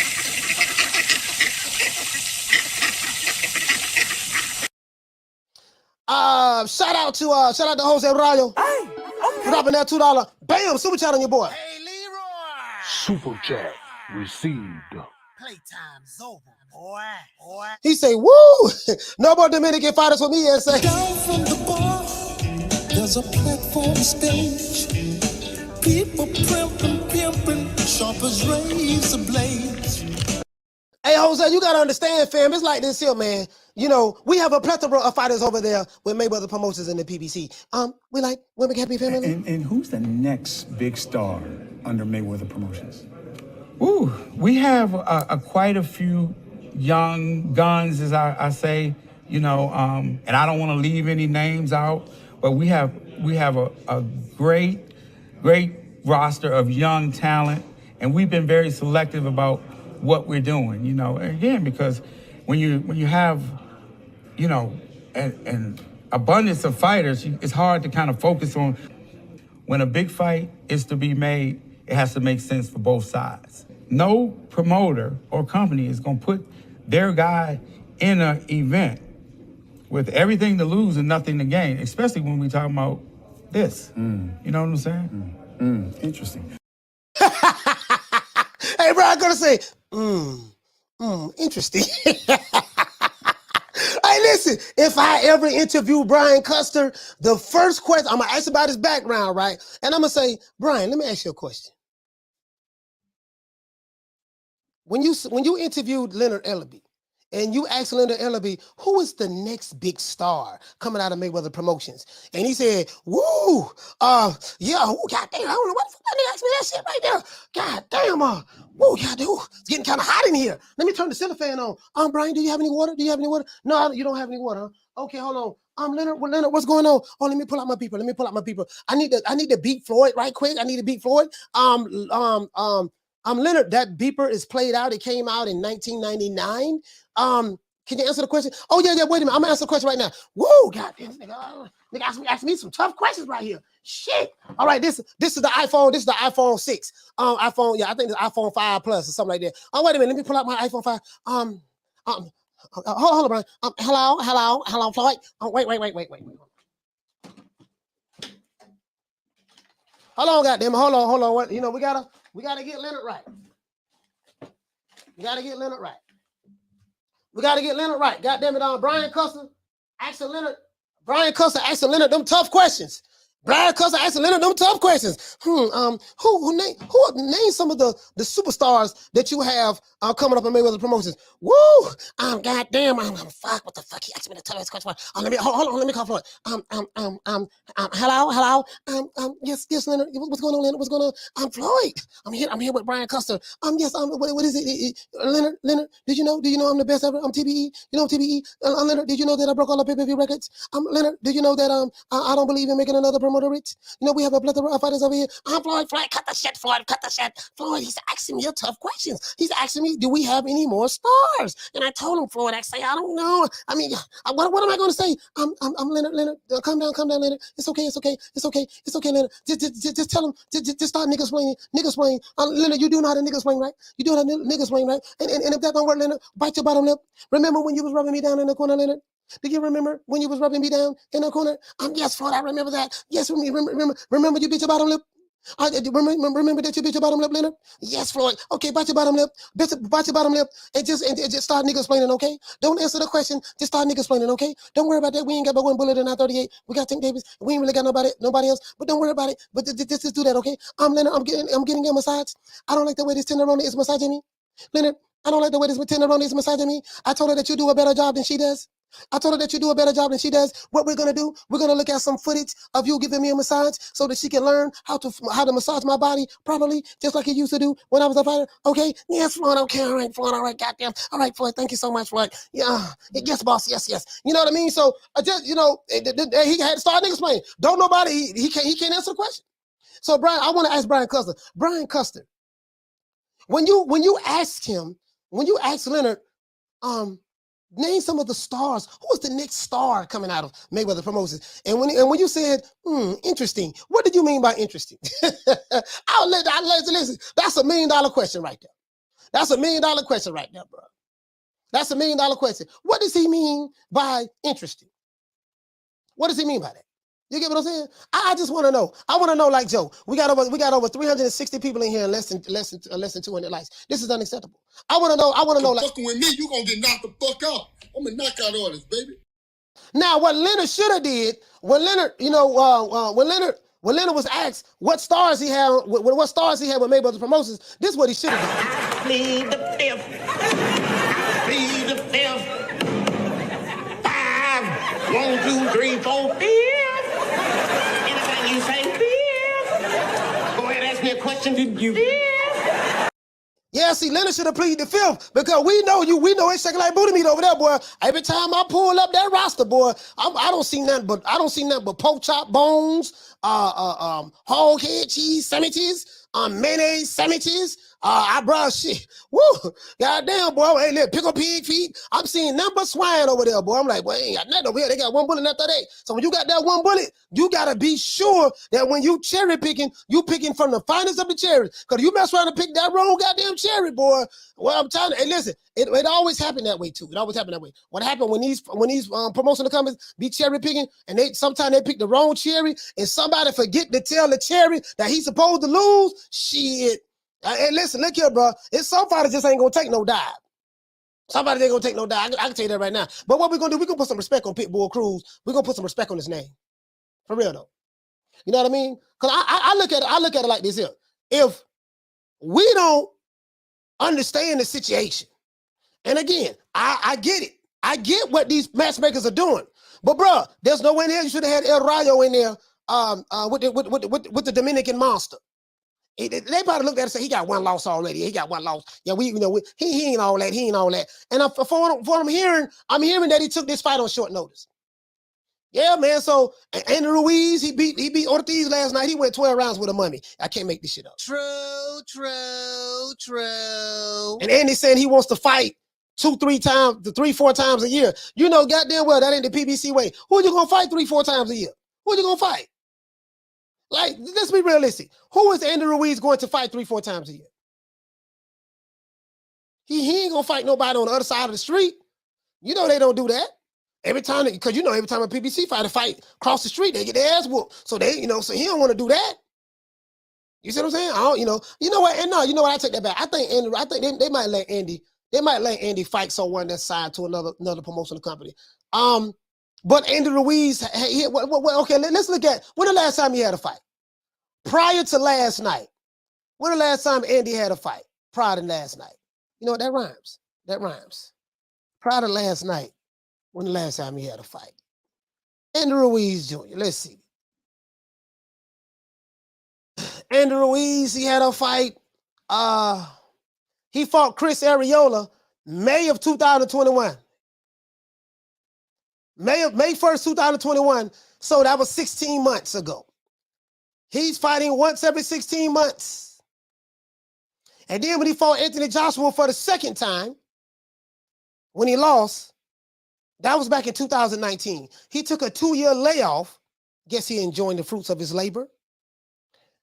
And he came back May 1st, 2021.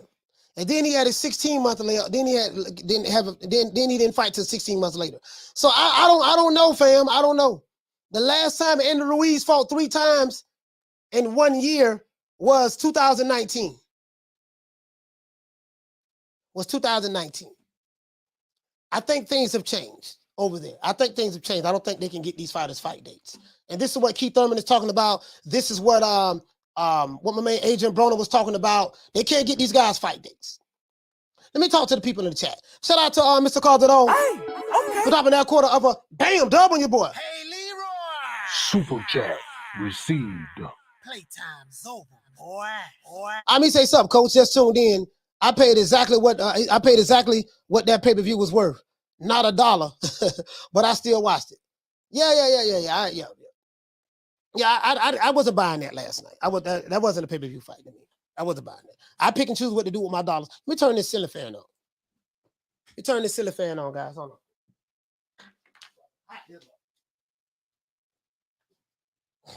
Yeah, I wasn't. I wasn't. You know what I mean? I wasn't paying for that. No, I wasn't. I'm saying I didn't. I wasn't paying for that last night.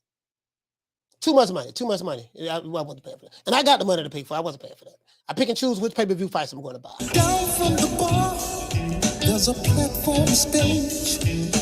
People pimping, sharp as razor blades. Yeah, man. It is what it is. Shout out to Easy Dimes. He said, Coach, Andy on the PBC back end money, aka 5,000, 10,000 too. I don't know, man. I don't know if they got Andy Ruiz on an allowance now. I don't know if they got him on an allowance. You know what I mean? I don't know. I don't know, man. I hope not. I hope Andy getting all this bread up front. Canelo probably told him, look up, Puto, you better get your money up front and say, don't go for the back end. Don't go for the back end. I got mine up front. Just imagine this. Notice that a non-PBC fighter, Canelo Alvarez, he comes to the bank, sticks the joint up, jack the bank for $40, $50 million and leave. The fighters that signed to the PBC, they can't get $30, $40 million up front. They can't even get $10 million guaranteed. They can't even get $5 million guaranteed at the PBC. Outside of Deontay Wilder, of course. Outside of Wilder. I ain't even talking about Wilder. outside of Wilder, they can't even get $5 million guaranteed over there. That shit crazy, man. That shit crazy. That shit crazy. Shout out to Gary. You say these cherries hungry after the pandemic, coach. Hey, yeah, look here, man. These cherries looking for opportunities. And they looking for opportunities, fam. They looking for opportunities. And they got my dog Jamal. They got my dog Jamal Charlo. He got him look out here looking crazy out here on these streets. He said, I think Ortiz took a dive because no one wanted to see Wilder versus Ortiz trilogy. No, Mr. LDBC, he didn't take a dive. No, I don't think Ortiz took a dive. You gotta understand, Ortiz is 53 years old, dog. He's 53 in Cuban years. You know, like in dog years, for every 1 human year, 7 years for a dog. So, so you get what I'm saying? You know, and for every 1 human year, 7 years for a dog. So that's how that is. That's how that is. That's how that is. So he in Cuban years, they in Cuban years, he's really 53. The man just 53 years old. He old, dog. He old. He old. He said, Coach, S.A. said about Chino from USA, not Mexico. Yeah, I know that. I lived in Los Angeles. I know. I just said anyways, though. Los Chicanos para allá in Oeste, California. When I lived in LA, that's the Chicanos out there, they say S.A. In Mexico, they don't say that. I know that. But I just say it any goddamn way. You know what I'm saying? Easy Dimes. He said, Coach, that's what they're trying to get Bud on, that PBC payment plan. Hey, man, you get what I'm saying, bro? Like, the cheese, the money ain't there, bro. They ain't got the bet. They ain't got no money, dog. They ain't got no money. I'm telling you, it ain't there.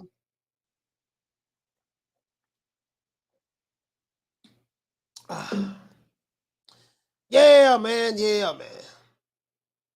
Shout out to Miss Fit. She said he's 65 and US is. True. Hey, man. True. Old man Ortiz, man. Old man Ortiz, he did his thing, man. He did the best he can do. He can't take a punch. His punch resistance is gone. He said 167 years old then. Yeah. I'm 167, nigga. Yeah, you know what I mean? Shout out to Sugar Free.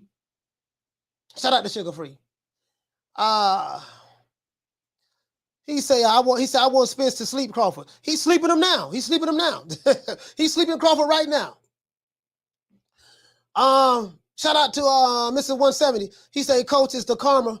He said, Coach is the karma because Floyd is robbing the bank and Canelo came back and took the cheese.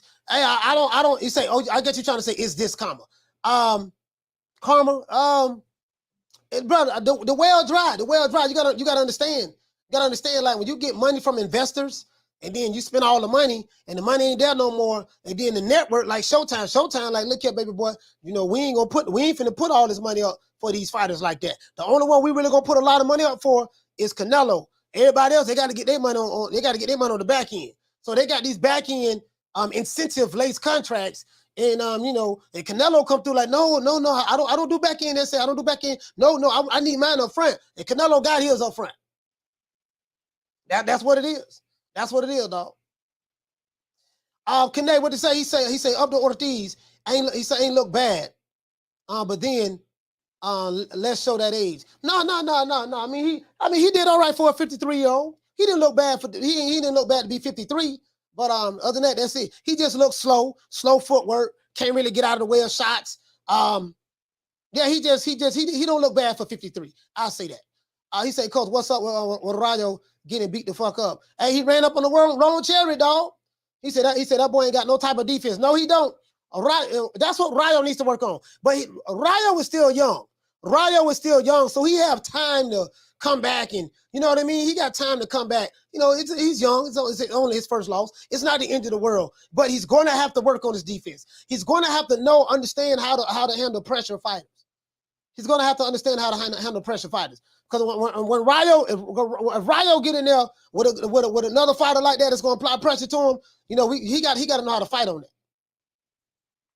He has to know how to. You get what I'm saying? He got to know how to handle a pressure fighter. Mr. LDBC, he said I'm 6'4", 240 lean muscle. But look way different than my homie 6'5", 230. He has more fat. You need good body fat percentage. Yeah. And Andy Ruiz is Andy Ruiz look big, dog. Like he really looked big. And I think Andy Ruiz, it's obvious that Andy Ruiz has lack of discipline. And I think once he beat Anthony Joshua that first fight, he made like $6-7 million or something like that. The most money he's ever got paid. And then he rematched Anthony Joshua, and he got paid a little over $10 million in the second fight. But he came in, he looked like the Goodyear blimp, like kind of like what he did last night. Oh, he came like the Goodyear blimp. Andy Ruiz, after making that money from fighting Joshua, this is why he want to fight him again. Everybody want to fight Joshua for the bag. Even Tyson Fury talking about fighting Joshua now, but Tyson Fury said a whole lot of shit. But he doesn't have the discipline. Now, Andy Ruiz does have fast hands. If he can get close to you, he got some fast combinations. He has some fast combinations. And I think that it would be an interesting fight for if Andy Ruiz and Wilder fight. Because I want to see what Deontay Wilder's punch resistance is like. I want to see what his punch resistance is like, right? When you come off of them, a lot of time when they come off of those two big knockout losses, so them fighters don't be the same. Them fighters don't be the same. Them fighters don't be the same. Jam say, he say next year the age would be too much for Spence. Whatever. Whatever. All these fantasy matches, Crawford gonna do that. Well, Spence gonna do this to Crawford. Yeah. It's a fantasy. Ain't no, until a fight happens, we don't know shit. You like Spence, I like Crawford. We'll see what happens. But that's a fantasy match. I don't like talking about fantasies. Ain't shit going down. Neither one of these niggas is fighting. Wakanda ain't got the money. Period. Wakanda ain't got the money. And I'm not going to be sitting here talking about hypotheticals. Well, you know, this what's going to happen. See, if Spence get in there, he going to do this. And Crawford get in there, he going to do that. We talk about hypotheticals. I'd rather focus on shit that's happening. Right now, everything on the PBC side, they ain't make no fight yet. They ain't got no bread. I think that's obvious. True. The money ain't there, man. I think Canelo took the bread from him, dog. Canelo took the bread from Wakanda. He said walk around weight versus fight weight. Shit, Andy Ruiz, his walk around weight probably 280, and his fight weight probably 275. True. Easy Dimes, he say, Coach, who you think Tank finna fight in December? Let's see. Let's look at his options.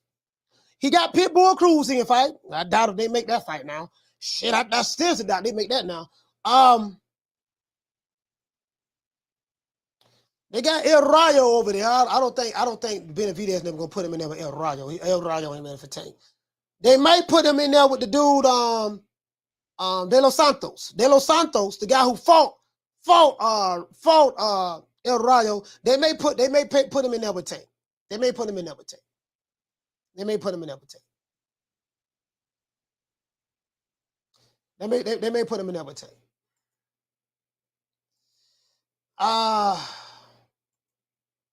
He said Crawford Spence need that Saudi money. Yeah, man, the Saudis, I don't know what's going on, fam. Shout out to Young Don. Hey, okay. For dropping that half for, bam, dubbing your boy. Hey, Leroy. Super chat received. Playtime's over, boy. Young Don said the LDBC hyped up the greatest boogeyman Ortiz to boost Wilder's resume. That's true. That is true. True. That is true. He said that Ortiz couldn't even beat Ruiz. Who you got in Joshua Fury fight? Also, what's your thoughts on September female card? Oh, I'm going to talk about the female card. We're going to be talking about that September the 10th. We definitely going to be talking about that this week. Joshua Fury is a fantasy match. I don't like talking about hypothetical fantasy matches. I can make an argument for why Tyson Fury can win the fight. I can make an argument for why Anthony Joshua can win the fight. Until they actually get in the ring, there's a contract signed. And they tried to do it before, but Tyson Fury was obligated to fight Wilder. Wilder took him to arbitration. It is what it is. And I want to see all the fights. I want to see the top guys fight the top guys. I want to see what I want to see these guys do what the old school fighters did. But that's a fantasy match. I can't, for me to sit back and say who I got in the fight, it has to be a fight that's already signed and done. They don't even have a fight signed and done. That shit a fantasy. Down from the bar. There's a platform stage. People pimping, sharp as razor blades. Young Don, when that fight gets signed, then I tell you what my thoughts on that. I don't like doing thoughts on hypotheticals. You know what I mean? I don't like doing my thoughts on hypotheticals. Now, Savannah Marshall, Clarissa Shields fighting this weekend. This gonna be a good one. I hope so. As a matter of fact, we're gonna have a good show about this tomorrow. I don't want to give it away. So I have to look at the female fight card to see who is all on that card so I can give you a proper answer. I do think that, as a matter of fact, Clarissa Shields and Savannah Marshall, I can look that card up right quick. Let me look that card up right quick. Yeah, all these fantasy matches and shit, I'm not into the fantasies. Holla at me with something on the contract. You get what I'm saying? Clarissa Shields. This is a 50-50 fight, boy. I ain't gonna say a lie to you. I don't know. Clarissa talking a whole lot of trash, boy. I hope she don't make this girl so pissed off to where she lose her. Let's look at the undercard. Yeah. And we're gonna talk about this tomorrow. I don't want to give away what we're talking about. But I got a different spin on this. Let's see. Let's look at the undercard. I have a different spin on this. Let's look at the undercard. What? What's on the undercard? I need to see the undercard. I know that we have Alicia Baumgartner versus Michaela Meyer in there. I know that. I need to see the undercard. Let me see. Fight card. Let's see. Maybe it's here. Okay, here we go.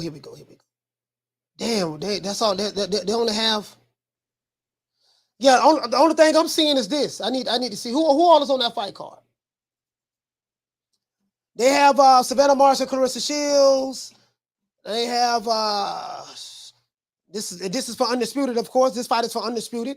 You know, we love the Undisputed. And if this fight is anything, listen, if this fight is anything like fight of the year for me so far, if this fight is anything like Amanda Serrano versus Katie Taylor, it's gonna be a barn burner. If it's anything like that, it's gonna be a barn burner. If it's anything like that. And then we have Alicia Baumgartner versus Michaela Meyer. They're fighting. But I know they're fighting, but I know it's more women fighting on this card. So let me see, can I find it? Who all, the entire fight card. What you say, Zerto resume is suspect too? Yeah, Zerto is another hype job, and he gonna get his ass beat by Bivol. He ain't fought nobody. He don't have 40, he don't have damn near 50 fights, he ain't fought nobody. Nobody. My homeboy, my brother Shelton Moore, he crazy about Zerto. I'm not impressed with him. Because you know me, you know my motto, who you fight matters. Who you fight matters. You know my motto, who you fight matters.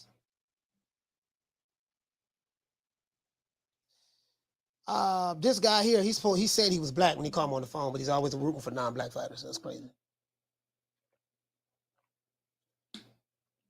My stalker. My stalker. God damn, boy. Let's see. You say Bivol has a granite chin too.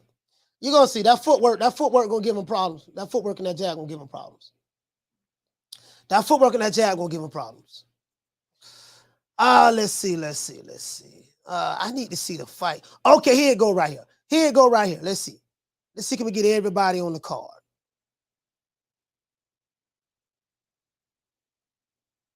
Let's see, can we get everybody on the card? All right, here we go. I found it, guys. I found it right here. They trying to get me to sign up for your. I don't give a damn. Oh, okay. I don't care about no damn signing up. I ain't signing up for that shit. Let's see. All right. Here we go, guys. This is the fight card right here. It said these are the odds so far for Marshall and Shields. So they got 10. They got Shields to win 10 out of 11. Marshall to win 10 out of 11. Draw 14-1 odds. Okay, this is a 50-50 fight more than likely. Yeah, it ain't more than likely. It is a 50-50 fight. Let's go up here. Let's go up here. All right, now this is the undercard. This is the undercard. It said who is on the undercard for Marshall versus Shields. The main event between Marshall and Shields will be for the WBO, WBA, WBC, IBF, and WBF, and the ring middleweight titles. That's a lot of belts, boy, but belts don't matter. However, a number of other bouts will be taking place as well, namely Michaela Meyer versus Alicia Baumgartner for the WBC, WBO, IBO, and IBF, and the ring super featherweight titles. Woo! Well, whoever got that WBA, boy, whoever win this fight need to go after the WBA title holder in order to become undisputed. The other bouts on this undercard are as follows. Caroline Dubois versus Melina Koleva, right? Lauren Price versus Timay Billick. Ebony Jones versus Vanessa Caballero. We have Jenny Futches versus Jimna Ruiz. We have Cruz. I don't know how to pronounce her last name. Argenstall versus Marina. We're just gonna say Marina. Sharov. We have April Hunter versus Erica Juan Gabriela Alvarez. Okay. We have Sarah Legman. All right. So we got 1, 2, 3, 4, 5, 6, 7, 8 women on this card. Nine fights. 9 fights on this card. 2, 4, 6, 8, 10, 12, 14, 16. And then Michaela Meyer, 18. And then the main event, 20. 20 women on this card. 20 women are on this card, guys. 20. 21, 10 fights. 10 fights on this card. All female card, 10 fights. If you're new to the channel, please subscribe, hit the like button. Also, sign up to become a member. If you want to become a member, it does help us out. I think the membership is like $3, $2.99. Sign up to become a member. Really helps us out over here and support the channel.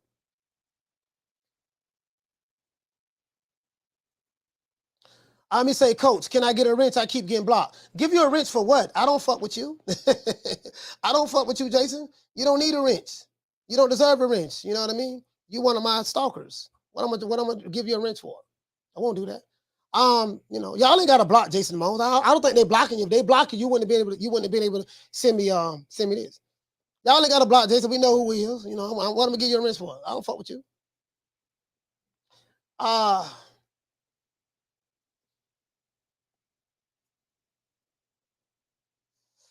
Let's see. F Society. F Society over there laughing. Shout out to Cool Bar Curry. He said, what channel, Savannah Marshall? He said, what channel? I don't know. I think it's on, if it's on Sky Sports, we might see it on ESPN. They're fighting in the O2 Arena. Fighting in the O2.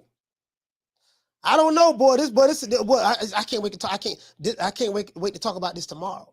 I can't wait to talk about this tomorrow. Boxing Logic United. Salute to you, fam. Shout out to Boxing Logic United. Food Revolution, what to say, sis? You say ESPN, I believe. Yeah, I think it's gonna be an ESPN too. We got the lights up. Yeah, we got over 200. Let me open up the phone lines. I can tell when my ops be watching. When my ops be watching, they don't like to hit the like button. It's fine. It's fine.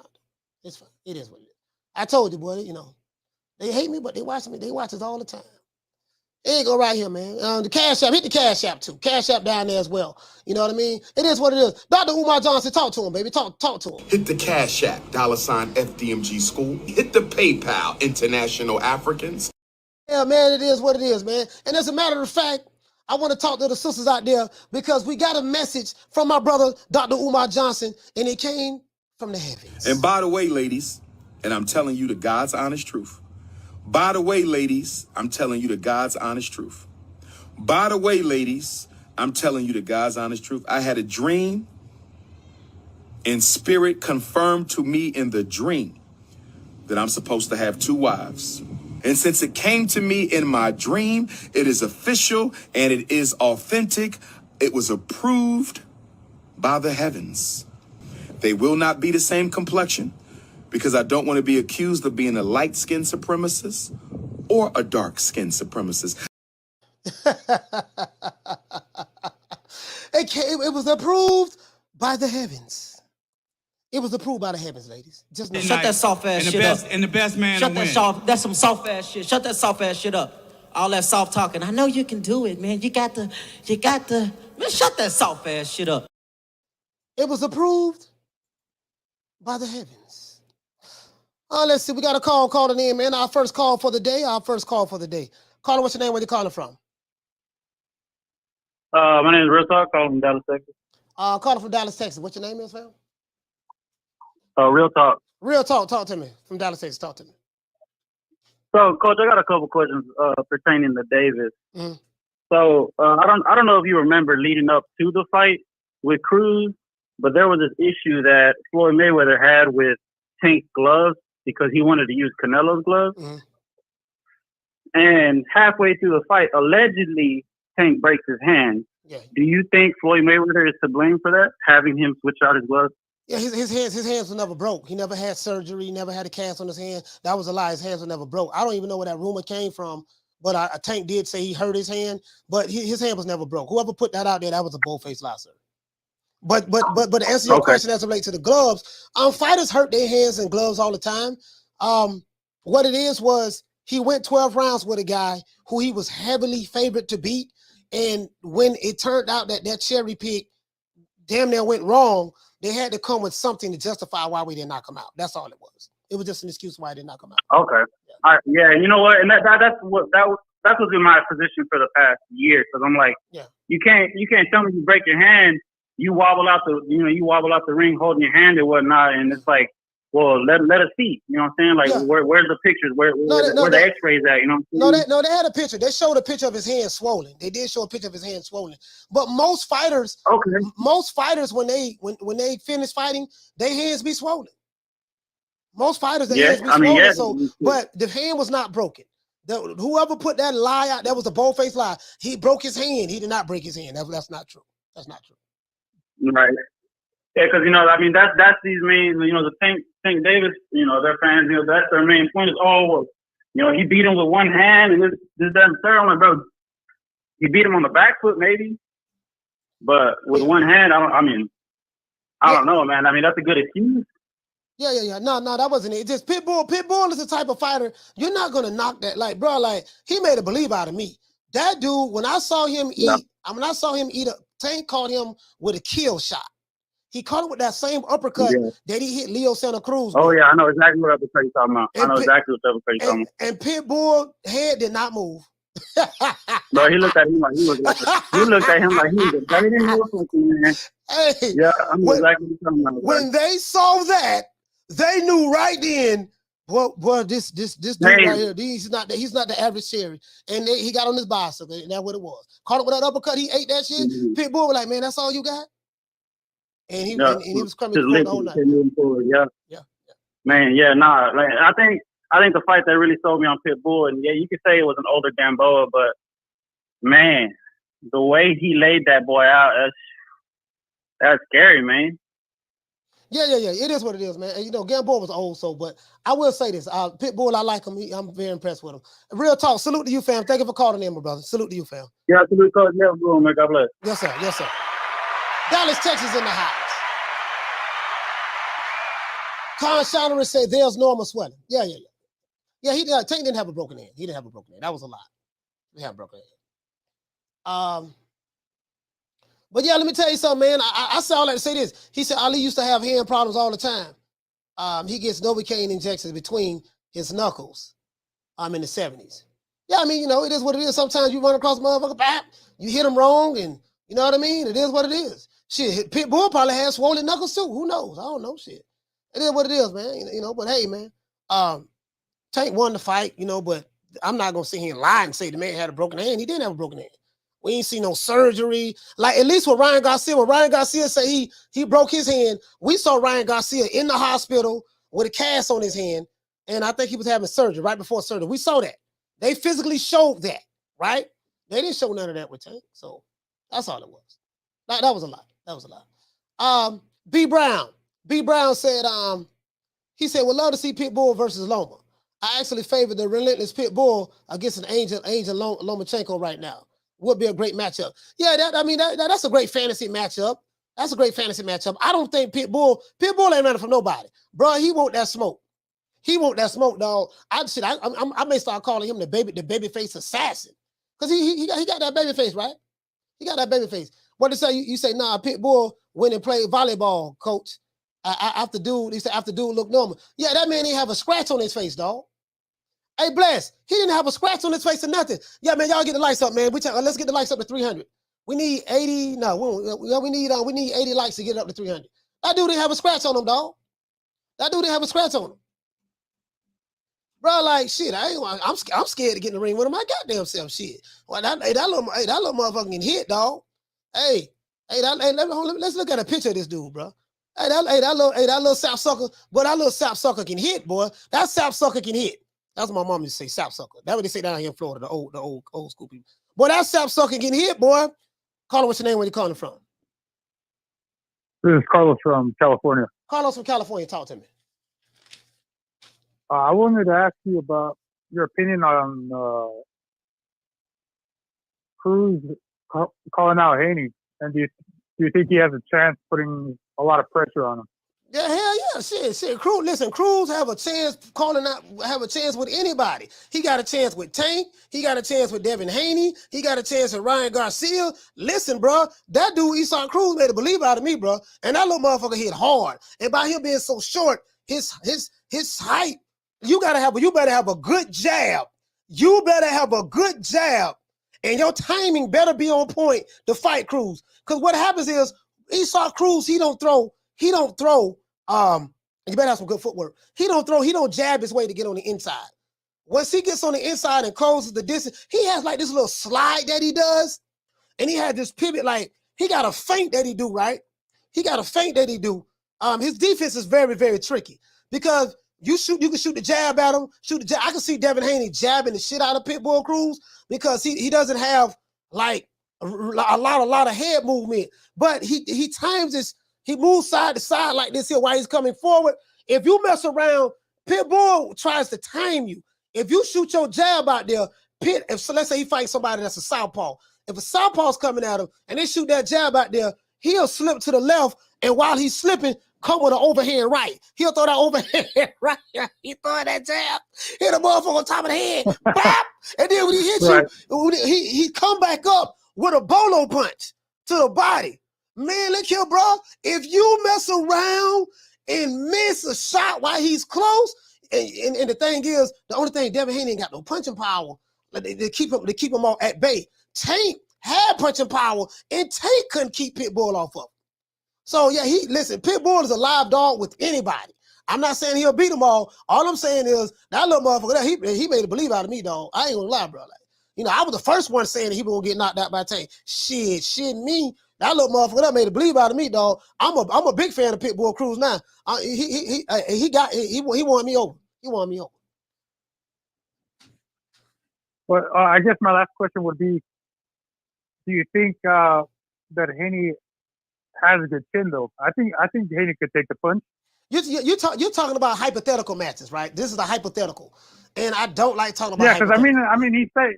Yeah, because he said he wanted to fight him. I mean, if it actually happens, I mean, that's time will tell. But I'm just saying, if it does go down, do you think his chin is good enough to take accumulative punches from Cruz?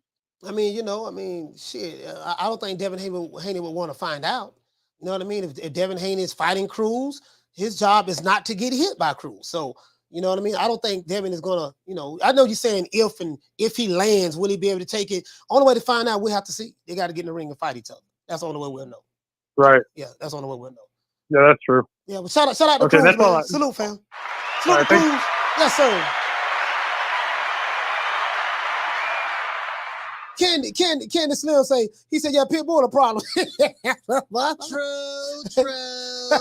Yeah, your problem. He said, I think the top guys would get him, but he can also KO any of them. Yeah, he listen, bro, let me tell you something. Top guys, they got to beat him in a 12-round decision. because Pitbull Cruz' flaw is he doesn't know how to throw jabs, and he doesn't have the best defense. He can take a punch. You know, let me tell you something. You got to keep Pitbull off of you for 12 rounds. You got to keep him off of you for 12 rounds. And I'm going to show you something. And you can't grab him and tie him up. I'm going to show you something. Let me show you this. Let me show you this. Did you see last night when Pitbull was fighting Ramirez, right? Did you see when he was fighting Ramirez and Ramirez tried to grab Pitbull and Pitbull breaks away very violently. He ain't gonna let you grab him. Pitbull breaks away very violently. Hey, y'all get the lights up, man. Let's get the lights up to 300, family. We need to get the lights up. He breaks away. Hold on, let me see if we find the video. Let's see if we find the video. He saw Cruz. Let's see if we find the video. Versus Ramirez. Let's see if we find the video where this little motherfucker right here, dog. Damn, this little motherfucker right here. Oh, this PBC. Yeah, I ain't show that. I can't show it, but I'm trying to find it. He throw all haymakers. Now. He remind me of a baby Clubber Lane. See, let me show you. Hold on. Let me show you something right here. This is what he's good at. This is what he's good at. I can only show a little bit of it, guys. Here you go, right? I want to show you this. Just a little bit. Right here. Drops him right there. Look at the commentating a little bit. See how he slipped that jab? Bap! That's what he's good at. Right there. You throw that, if he gets you on that rope and you throw that jab out there, he slips it, and you saw what he did. That's what that little motherfucker do. So you better have timing and footwork. Your timing got to be on point, footwork, and you better have a fast, snapping jab. And don't let them close that. Keep that range. Keep that distance in range, bro. Telling you. If you listen, go back and watch. When you try to grab him, he violently shakes away. I ain't like, bro, like, you know how some people, like, you know, you grab him in the clinch, they can't get out of the clinch. Shit. It ain't no clinch with Pitbull. It ain't no clinch with him, bro. I'm like, God damn, I was watching that fight last night. Dude was trying to grab him. He violently came away. And right when he get loose, he coming with a bolo to the body. Bop, bop. That little motherfucker, now he don't throw no jabs. He don't throw no jabs now. But that little motherfucker there, boy. You say, you need to show what he did against Gamboa. That was an assault. Yeah. Gamboa was 50 years old, though, so it is what it is. Hey, what you say, Skulo? You say Pitbull improved since his last fight. Yeah, he getting better. He got to get in there with the top guys. But let me tell you something. Pitbull is high risk, low reward. I don't think none of the top fighters going to get in the ring with him. He's high risk, low reward. He say Pitbull versus Stevenson. Whew. Shakur can outbox him. Pretty much everybody can outbox Pitbull.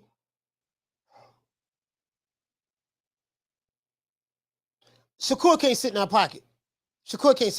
With him.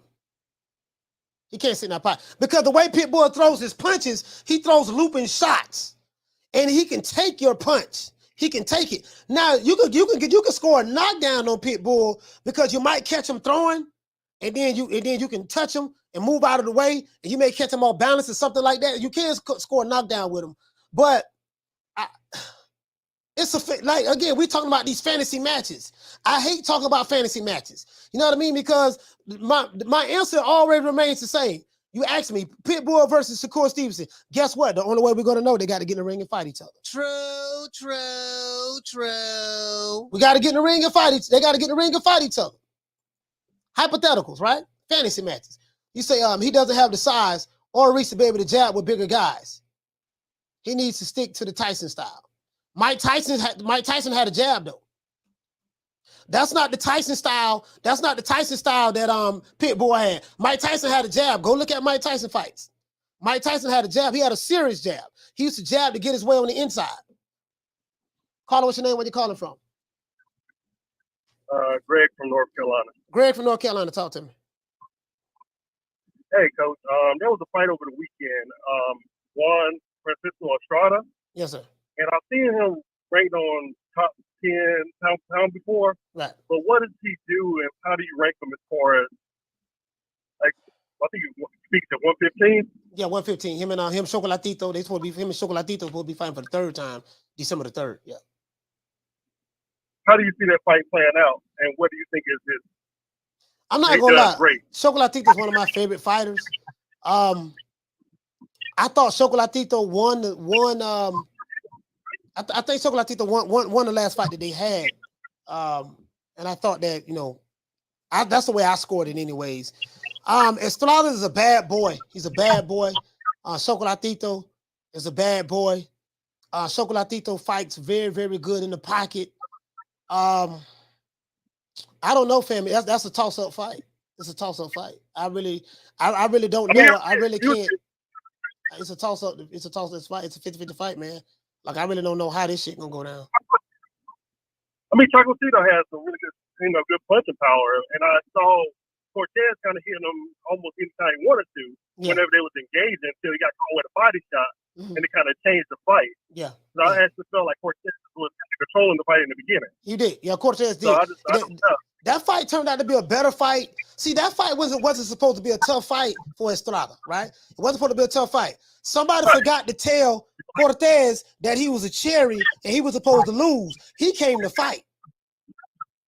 He came to fight. So yeah, I saw. Yeah, he came to fight. Yeah.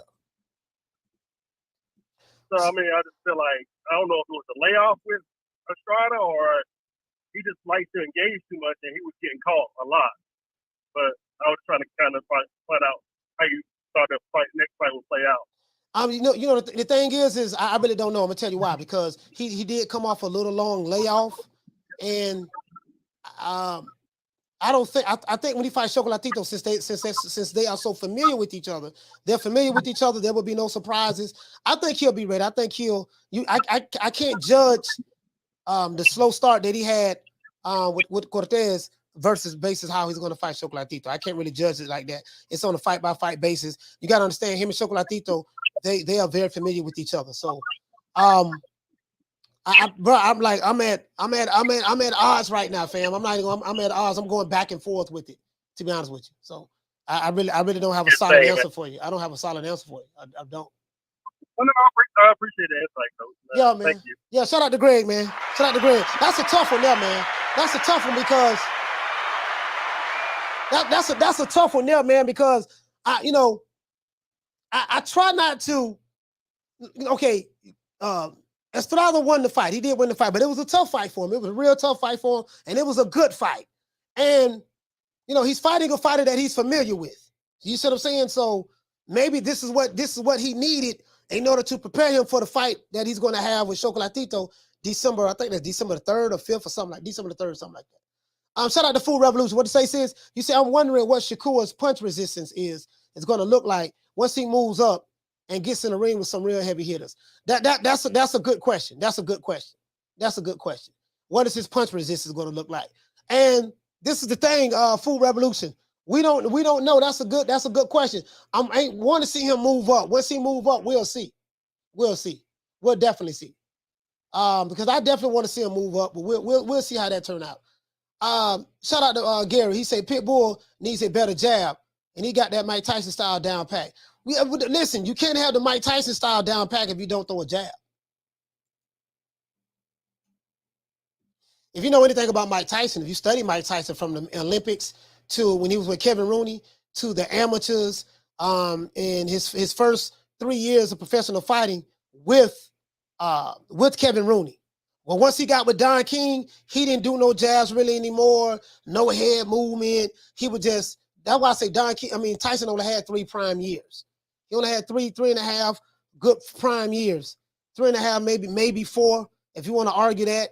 The 3 years he was with Kevin Rooney, 3.5 years he was with Kevin Rooney. Once he fired Kevin Rooney, Tyson was this. And he didn't really, you know what I mean? Tyson used to throw jabs. I have a million videos where I can show you. Look at when he fought Trevor Burby. Look at when he fought Michael Spinks. Look at when he fought Larry Holmes. Just look at his first fights all the way up to when he lost to Buster Douglas. He was a jabber. That's how he got on the inside. He's a jab. He's a jab. He said, did Coach talk about Fury calling out AJ? There's nothing to talk about. Fury calling out AJ. There's nothing to talk about. That's what Tyson Fury does. He called a bunch of people out. Calling out AJ don't mean shit. Until we have a contract, those guys in the ring, calling out don't mean anything. Tyson Fury just getting attention. That's all. That's all. Nothing to talk about. That's a nothing burger. Tyson Fury calling out AJ is a nothing burger. Nothing to talk about. Bless say, shout out to my sister Nick Rich. She say cocaine is a hell of a drug. Cocaine is a hell of a drug. Shout out to he say PBS is pro Mexico. Esau Cruz, Pitbull Cruz, and Andy, Danny. Come on. Yeah, I don't understand that. I don't understand that at all. Shout out to Steven 47. You say true coach. Tyson left Rooney after the Spinks fight, and it was all downhill from there. Yep. No head movement, no jab. He got real lazy on all that stuff. Shout out to Rod. Rod say, he say, Coach, did you watch the fight between Cruz and Magdaleno? He said that was a straight beatdown. I think you know what? I think I saw it. I probably vaguely saw it.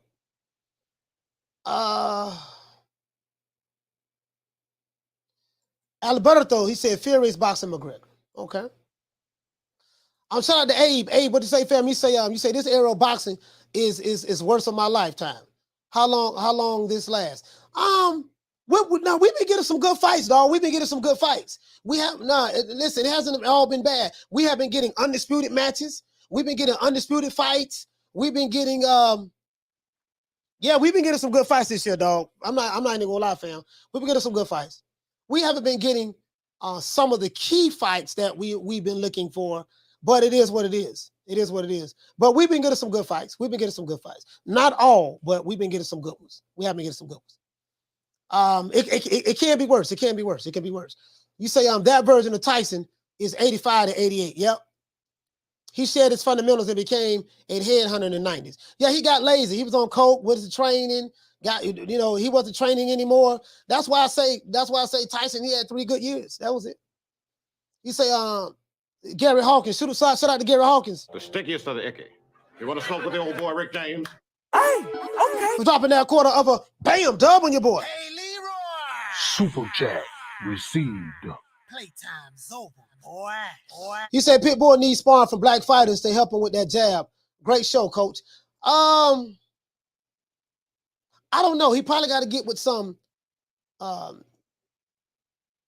black fighters to show him how to work that stick. You might have a point there. Or just because I know Juan Manuel Marquez had a good jab. There's a whole bunch of Mexican legends had some good jabs. It's some Mexican fighters he probably can, I don't know if they have any in Mexico that he can train with. But you might have a point there, Hog. He probably have to get with some black fighters or just any goddamn fighter that can show him the jab. I think I don't think it's that. I think it's his training. His trainers have to teach him how to throw a jab, how to jab to get it. See, Mike Tyson had fast footwork. When Tyson come in, he used to come in like this, and his feet were so fast, he know how to shuffle. Like he'll shuffle and come with this. Or when he come in, he'll he had fast feet. The reason why Pitbull can't probably work the stick to get on the inside like Tyson, he doesn't have the footwork that Mike Tyson had from 1985 to 1988. That version of Mike Tyson had footwork. He used to work a jab and head movement. Pitbull doesn't have that skill set of Tyson to do that. He has to have the footwork to do that. But yet and still, the jab is the first thing you learn in boxing. How to step with the jab. Pitbull totally abandons that. He totally abandons that. He doesn't, you know what I mean?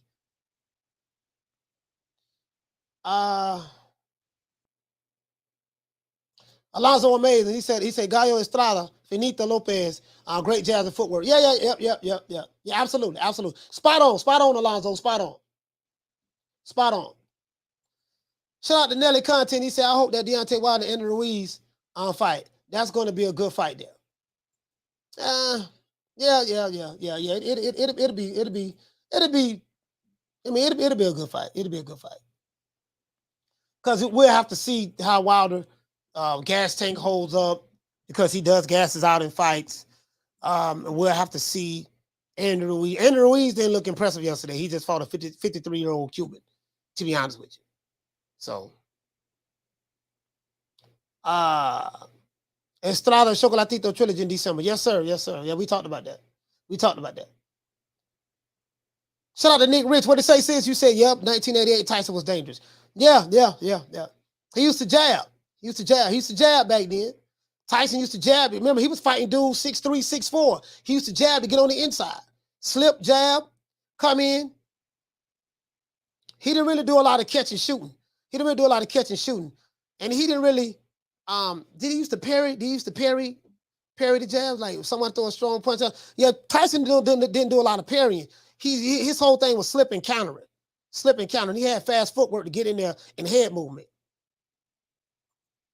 Can they say Pitbull so small? I feel he would have to double and triple on the jab for it to be effective. Yeah, of course you gotta do that. You gotta do that. That's why I told you, Kane, go look at 1985 Mike Tyson, 85 to 88. You see what I'm talking about. That's why I said that, he fight like Mike Tyson. He don't fight like Mike Tyson at all. Now, he might fight like Mike Tyson, the one who, after Rooney, the Mike Tyson in the 90s, Pitbull probably fight like that Mike Tyson in the 90s. I give you that. He fights like Mike Tyson in the 90s. But the 80s Mike Tyson, nah, he don't fight like that. He don't fight like that. Donnie T, you say Ruiz stays at perfect range for Wilder. It will be nothing. It will be nothing but back fat all over the ring with that right hand. Like, he gonna be right there, dog. He gonna be right there. And Ruiz ain't got no head movement. And Ruiz is gonna have to get close to get on the inside. He got to get close. He got to try to work behind the jab. He ain't got no head movement, man. Wilder gonna land that right hand now. Just a thing though. What if Wilder lands that right hand and Andy Ruiz eats it? Because I'm a firm believer in the reason why, who you fight matters. Sometimes when you fighting a bunch of less than talented fighters, we'll just say less than talented fighters, that's perfectly matched for you. You know what I mean? That keep their head right down the center line, and don't slip, counter. Certain things that you can do. So we'll see how that works out. I think once Andy Ruiz can get on the inside, but we'll see how that happens. Yeah, these guys, they don't know how to slip shots. Shout out to the one, Mr. Ham. To put this in perspective, for those who don't know, Mike Tyson's prime was between the ages of 18 to 21. Yeah, 18 to 21. Yeah, that was his prime. That's a fantasy match, Toon. Shout out to Toon for dropping that $2. Bam, super chat on your boy. Hey, Leroy. Super chat received. Playtime's over, boy. What you say? You say Toon say Cruz versus Ryan, coach. Man, I don't know, man. I don't know. Because Ryan Garcia comes forward. We know Pitbull Cruz coming forward. We know Cruz is coming forward. You see what I'm saying? So that's another fantasy match. I don't like doing hypothetical fantasy matches, but if you want me to entertain this fantasy match, I can see Pitbull potentially beating Ryan Garcia. With those looping shots. And by Ryan Garcia being so tall, Ryan is not going to be able to hurt Pitbull. I don't think. That little motherfucker got a neck on him, dog. So it's a hypothetical match, dog. Hypothetically, I don't like doing hypothetical matches, bro. For me, to better answer that, I would like to see them guys fighting, get on the contract, fight each other. Then I am of the opinion that fight won't happen. Down from the bar, there's a platform stage. People primping, pimping, sharp as razor blades. Yeah, what you say, fam? You say, he said Marciano. He said Marciano 49 and 0. What about Rocky Marciano? Oh, there they go. There they go. Every time I start talking about boxing, a white man got to pull Rocky Marciano out their ass. That's the one. That's the one. Rocky Marciano. Rocky Marciano. Let me tell you something wonderful. Rocky Marciano was good, but compared to Joe Louis, Rocky Marciano ain't shit. He beat Joe Louis's ass. Shout out to Jaime Rivera for dropping that. Bam, cash app on your boy. Hey, Leroy! Super chat received. Playtime's over, boy. Shout out to Jaime, man. What to say, fam? Jaime said, for all that you do, bro. Salute. Salute to Jaime Rivera. Down from the bar, there's a platform stage. People pimping, sharp as razor blades. Yeah, man, they be coming over here, man, with that flim-flam. I be like, man, these dudes here, man. Bro, like, you know, and you know something I noticed too? They don't never, you know what I noticed? Check this out. All BS aside. People always comparing other fighters to Ali. You know, yeah, Ali this, Ali that. Why they don't never compare the fighters to Jack Dempsey or Rocky Marciano? He was 49 and 0. Why they don't never compare? Yeah, you know, like why they don't never compare their fighter?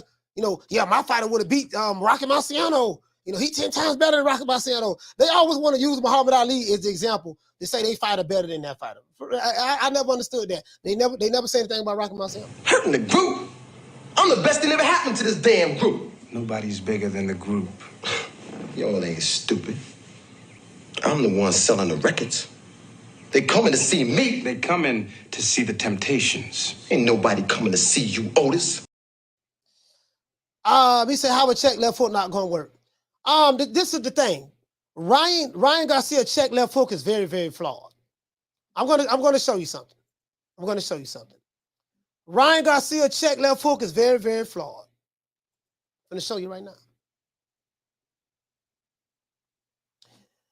I'm fixing to show you right now. That check left hook he got. See, the pictures don't lie. Let me see. Let's go to Ryan Garcia.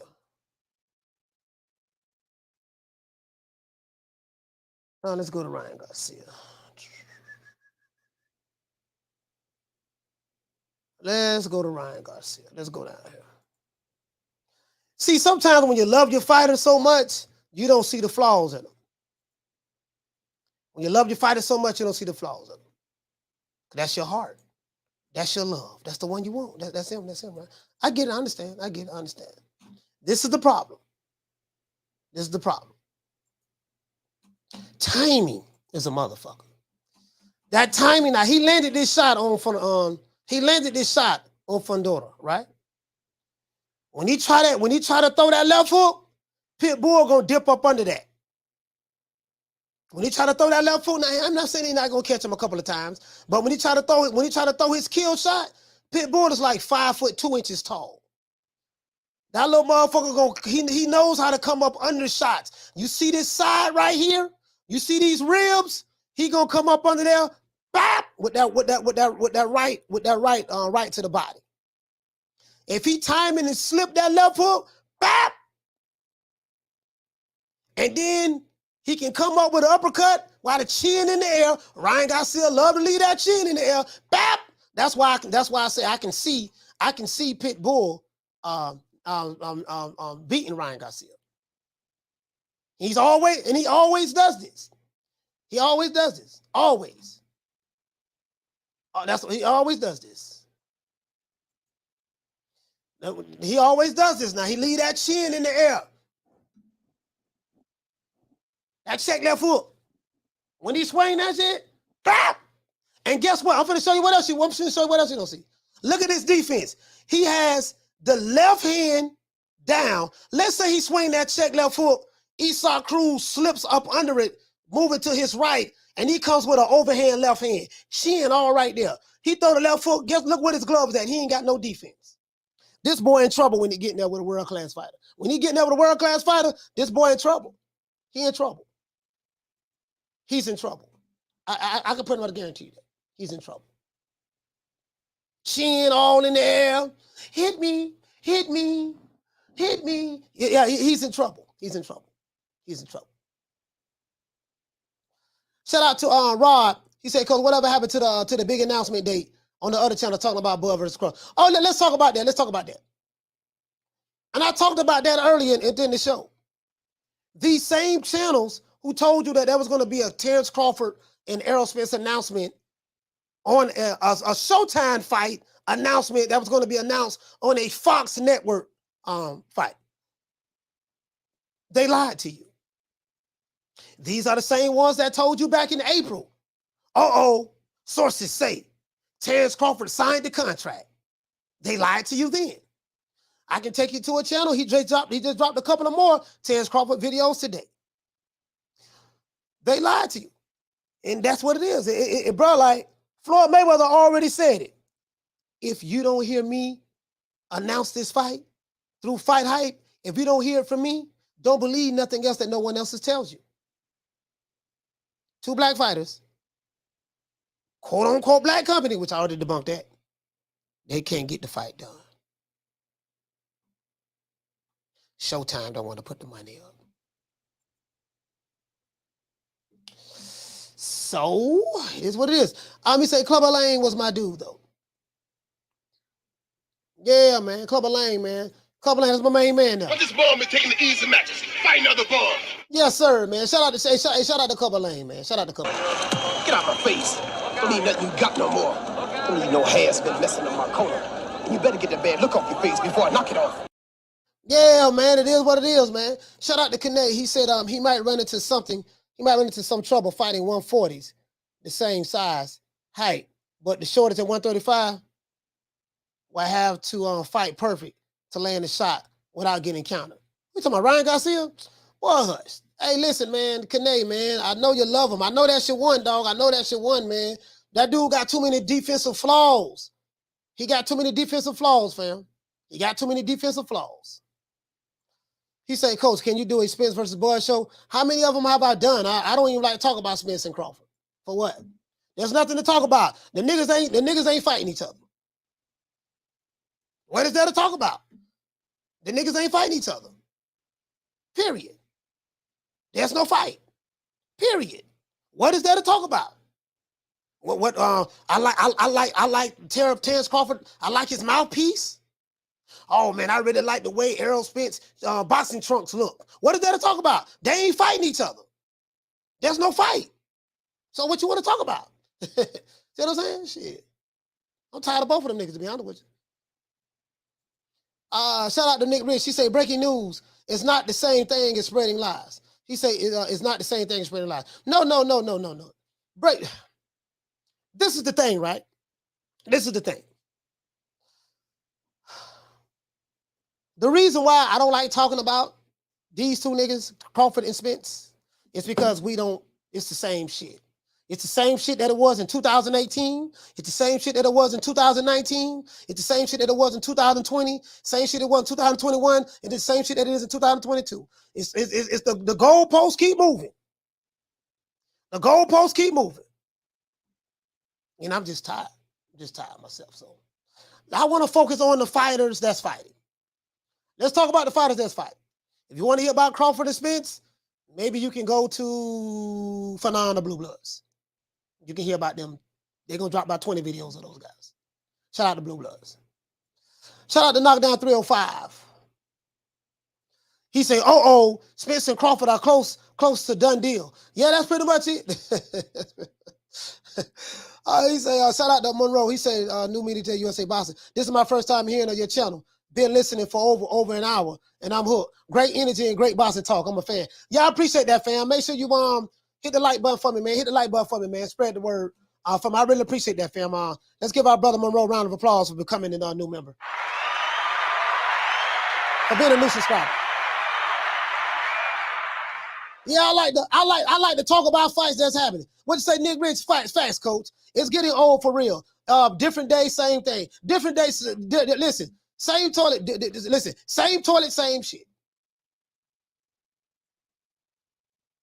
Wrong side of the street. Bob Aaron blocking the fight.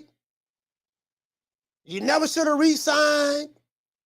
You with the wrong network. 60-40, 70-30, 80-20, 90-10. Take whatever we give you. You got to leave Bob Arum. The man leave Bob Arum, come to the BBC, knocking on their door. Still ain't no fight. Now another, he ain't no star. Don't nobody know who he is. It went from, you see it went from wrong side of the street, promoter blocking the fight, wrong network, 70-30, 80-20, 60-40, 90-10. You see what I'm saying? You got to leave Bob Arum. You leave Bob Arum. Now it's you ain't a star. You got to build your profile up. That's 10 different things. They keep moving the goalposts. These niggas argue both sides of the coin. We seeing all these fights being made. They argue heads and tails. When they wrong on tails, they flip their heads. When they wrong on heads, they go right back to tails. You can't beat them. True. Black American boxing fans are some of the worst boxing fans on the planet. I'm saying this. Shout out to the Chiefs Way. For dropping that quarter of a bam dub on your boy. Hey, Leroy. Super chat received.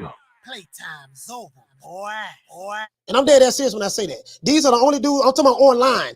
I ain't talking about on the street. I'm talking about online. Online, all these niggas do is talk about contracts and this and that and everything that ain't got nothing to do with boxing. You see all these other fights being made. Joshua fought Usyk. We ain't hear none of that. He fought him twice. Chocolatito and Estrada's fixing to get ready to fight. You don't hear none of that. You don't hear Chocolatito fans talking about something. Yeah, man, listen, Chocolatito, the A side. Estrada, he the B side. 60-40, do this and do that. You ain't hear none of that. You just hear fights being made. When it comes to these two fan bases, Crawford and Spence, especially the Spence side. Oh, them niggas there, boy. Oh, them niggas is special. They is special. Shout out to the Chiefs Way. I ought to hit you with that. What you say? You said, what's the odds Wilder wins his fight after pretty much losing his last three? I don't know, fam. I don't know. I think Wilder gonna win this fight pretty easy. Robert Helenius is not a good fighter. Robert Helenius is Deontay Wilder's friend and sparring partner. Take consideration in that. I think Robert Helenius is gonna get knocked out. He's gonna get knocked out in 3. He's gonna have to take the knockout. For people to, they're gonna say Wilder's back. Because they need Wilder.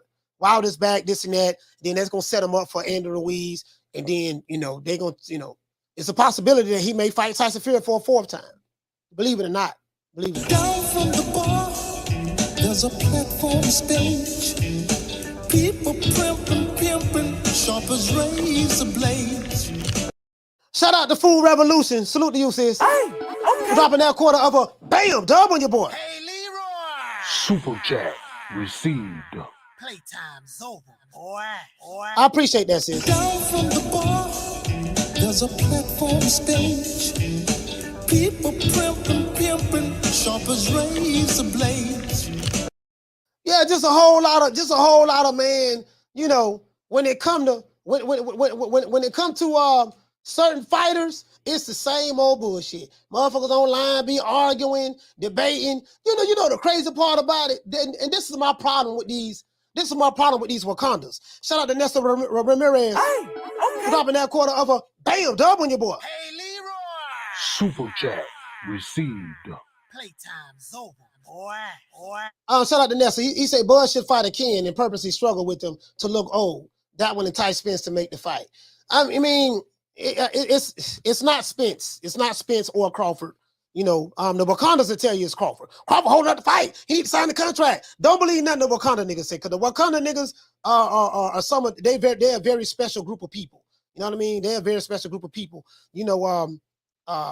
They hate certain black fighters, but they're pro-black. Certain black fighters, but they're pro-black. I don't know what part of the pro-black game is that, but they hate certain black fighters, but they're pro-black. Make it make sense to me. Down from the bar, there's a platform stage. People pimping, sharp as razor blades. And the fact of the matter is, shit, it is what it is. Eric Gutierrez said, Wakanda forever. Yes, sir. To this day. Really, though? True.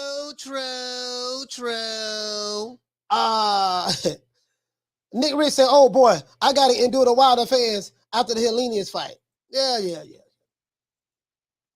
Just a bunch of bullshit. Just a bunch of bullshit, dog. Very toxic fan base. Very, very toxic fan base. You see all of these other fights being made. You don't hear none of that. You don't hear none of that nigga shit. No nigga splaining, none of that. But when it comes to Crawford and Spence, it's a whole bunch of PS5, two-figure niggas, fake conscious community niggas, fake want to be militant, want to argue and shit on one black fighter for another fighter. These dudes are so stupid, they don't even say, you know what? We have two black fighters that can come together and make a lot of money. They'll shit on the one black fighter, try to devalue him in the public while praising another black fighter. Well, without even understanding that, dude, you do know that you're hurting both fighters by doing that. That's why I call these niggas fake pro-black. He ain't nothing pro-black about these niggas.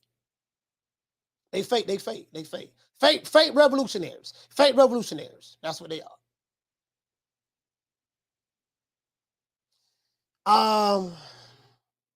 Shout out to Real Talk. He said, I see still got weak ass comeback. I don't know who you're talking about, fam. Unicat say, oh, this is Jason Mones. This is another one of my trolls. He said Usyk is injured, coach. All right, okay, all right. Yeah, I heard he was injured, but Usyk could be back. Usyk could be back. I think he'll come back next year. I think he'll come back next year. He'll be ready. One thing about Usyk want the smoke. Usyk don't duck no smoke. Usyk don't duck no smoke. He say Wilder fighting in-house, but talking outhouse constantly. Wake up, folks. I got a show. I'm gonna do. I'm gonna break this down. I don't broke it down 1,000 times, but I got a show I'm gonna do. Well, I'm gonna break down Wakanda and Zamunda. I'm gonna break down Wakanda and Zamunda, right? And I want you to understand this. Wakanda is a fictional country that was created by two white men. One white man by the name of Jack Kirby, another white man by the name of Stan Lee. Marvel Comics, right? They created a black paradise, fictional character by the name of Black Panther. It's not real. It's not reality. The propaganda that's been put out by YouTube channels about the PBC was that they was this Wakanda. We got to fight the man. We got to fight the system. Get behind the brother man, right? This is true. The only problem with that is, just like Wakanda was financed and created by Jack Kirby and Stan Lee, who are two white guys. Wakanda, meaning the PBC, was financed by an all-white company by the name of Waddell and Reed. So you can't be a pro-black militant company with white dollars. White dollars finance your Wakanda, like white dollars and artists finance your cartoon Black Panther and Wakanda. So if you are a guy that takes pride, if this was you, let me show you this. Hold on. I gotta tell the truth and shame the devil, dog. I gotta tell the truth and shame the devil. I gotta call it though. I gotta tell the truth and shame the devil, right? Y'all know me. I don't give a fuck about the backlash. Ain't no backlash for me, shit. I don't care about the backlash. I'm gonna call it the way it is. Show y'all something.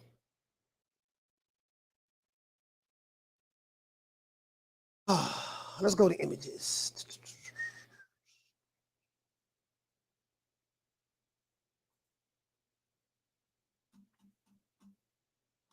When you see this, know that Jack Kirby.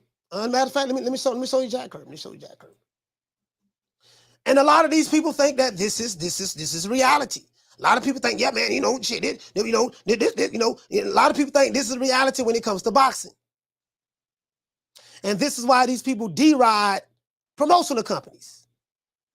They deride promotional companies, right? Because in their deluded mind state, as a matter of fact, hold on, Wakanda. Hold on, let's do this. In their deluded mind state, they want to believe You know, because a lot of these guys, they really have nothing going on in their lives, so they want to live their lives vicariously through fiction. And a lot of people, they want to believe the well-dressed up lie, and they ignore the naked truth, right? So me, I try to, you know, debunk the narratives and the bullshit. Wakanda was created by Stan Lee. Let's see what he looked like. That's Stan Lee right there. You see that, right? He looks white to me. Looks white to me. And Jack Kirby. He looks white to me as well. He looked white to me as well, right? So 2 white guys. Just like Waddell and Reed, a white company, finance your Wakanda in boxing. Wouldn't have a PBC without the white man. They finance your Wakanda. Right? So let's continue. So this is what you're dealing with online. That's what you're dealing with online. And it is what it is. As a matter of fact, let me do this. I'm not finished. Let me do this. Jack Kirby, that's Stan Lee. Let me do this.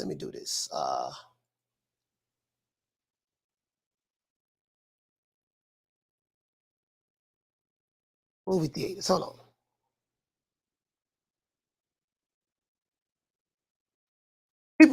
People will say I'm hating, and I'm not. I'm telling you the reality.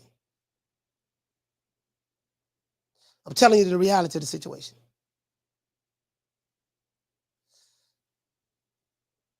What people showing up at the movies at?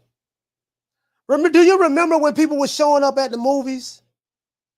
I know here in Florida, they was doing it in Florida. People were showing up at the movie, they were dressed in fictional country wear. You know what I mean? Remember that? They was really believing this shit. You know, it's not real though. It's not real. It's not reality. Just like they want to believe that, you know, like this right here. I'm just being honest with you. And white, you know, do you know how crazy that looked, dog? To have. Now you know what? I ain't gonna get into that. I'm not gonna get into it. Fuck it. I'm not gonna get into it. I'm done. I think I proved my point. I'm not gonna get into it because I can really nail it home, but I'm not gonna get into it. Fuck it. I don't been out this room a million times already. Shout out to the real McCoy. Hey, okay. Dropping that quarter of a bam dub on your boy. Hey, Leroy. Super chat received. Playtime's over, boy. So is this the reason why Al Heyman never speaks? Knowing what he knows about silent partners. Ignorance is a bliss. Yeah. I mean, yeah, but that's public record. That's public record with Waddell and Reed, though. Waddell and Reed just got bought out by a company out of Australia called Macquarie. And the PBC is beholden to their investors, white investors. Down from the bar, there's a platform stage. People pimping, sharp as razor blades. Shout out to Layman Sorter. Hey, okay. Dropping that quarter of a bam dub on your boy. Hey, Leroy. Super chat received. Playtime's over, boy. Salute to you, fam. Down from the bar, there's a platform stage. People pimping, sharp as razor blades. Hey, we need 32 likes, man, to get to 300, man. Y'all help me get to 300. It really helps me out a lot. We need 32 likes. We need 32 more likes.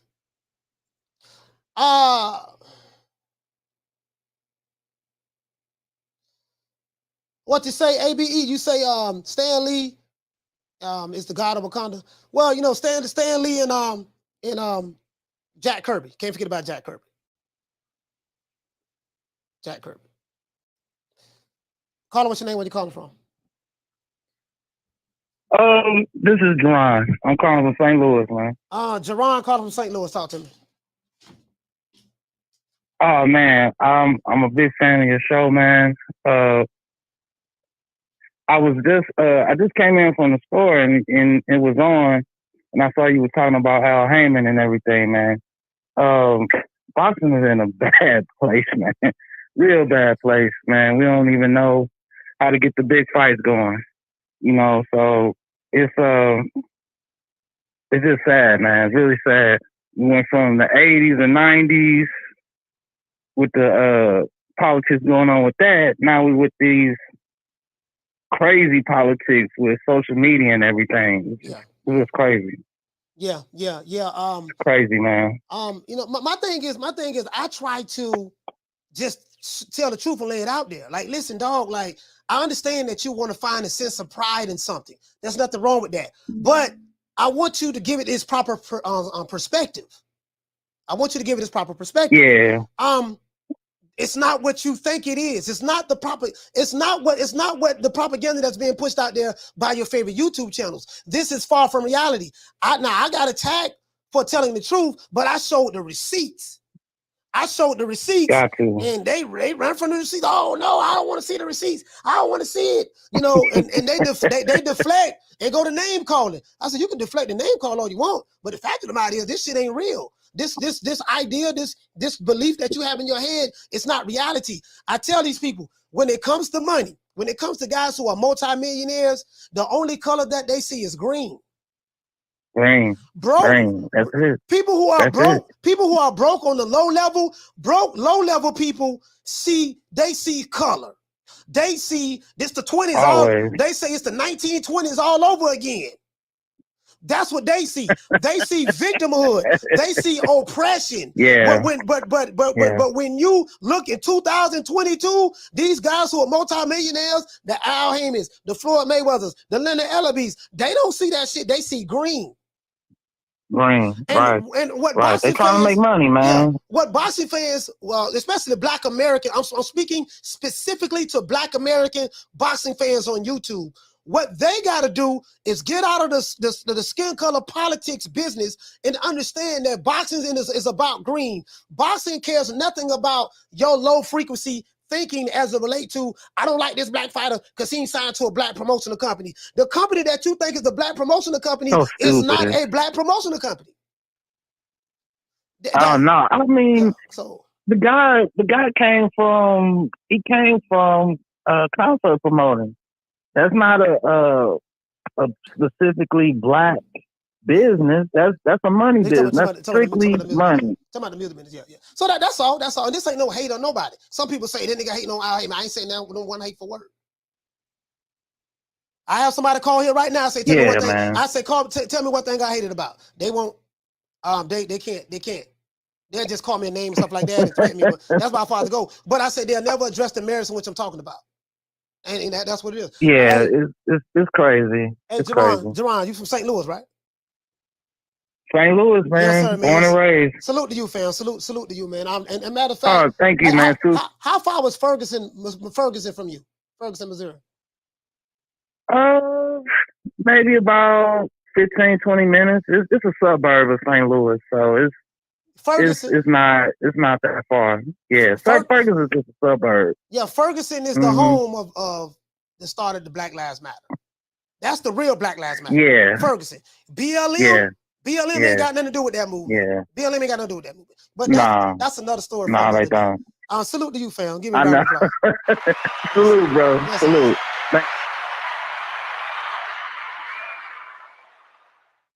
Yeah, man. You know, my channel, I don't know if you guys know, my channel was going to be about religion, race, and politics. New Media Today, USA was going to be about religion, race, and politics, right? But I changed my mind after seeing a Fred Barbershop Conversations video we had Drew Titan on there, and he said he wished that Sugar Hill would have died in a car fight. A black guy telling another black guy that he wish he would have died in a car fire because of a lie that was told about Tyson Fury cheating on Deontay Wilder, having egg wakes in his gloves. I can't make this shit up. True.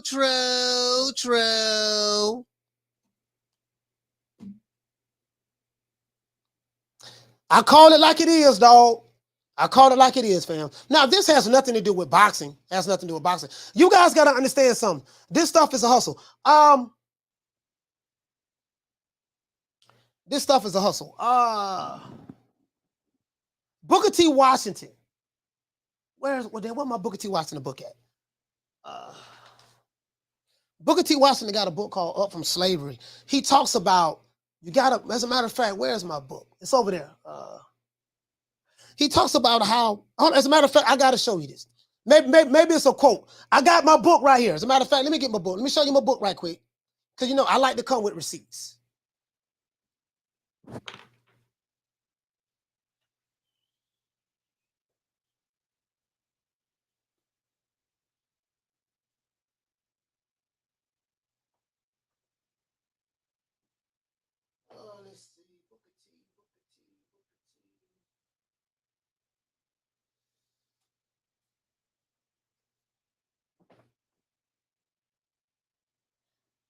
All right, I don't want to hold up the show. I got Booker T. Hold on, let me see something. Let me see something. Where is that boy?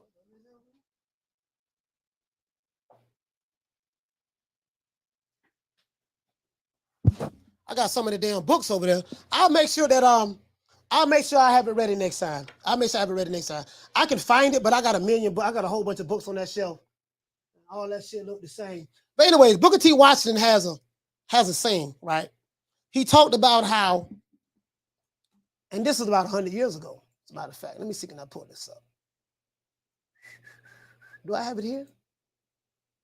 Do I have it here? Do I have it here? Let's see. Booker T. Washington. You know, I read, you guys know I read books, I read every day. My favorite hobby is reading. I love to read. I read and I do writing exercises. This is why I say it's gonna be a hard. I'm gonna have to get somebody from the conscious community. I'm gonna be a hard guy to deal with because if you don't read and do your research, you're not gonna defeat me on no boxing shit or history shit. You're not gonna do it.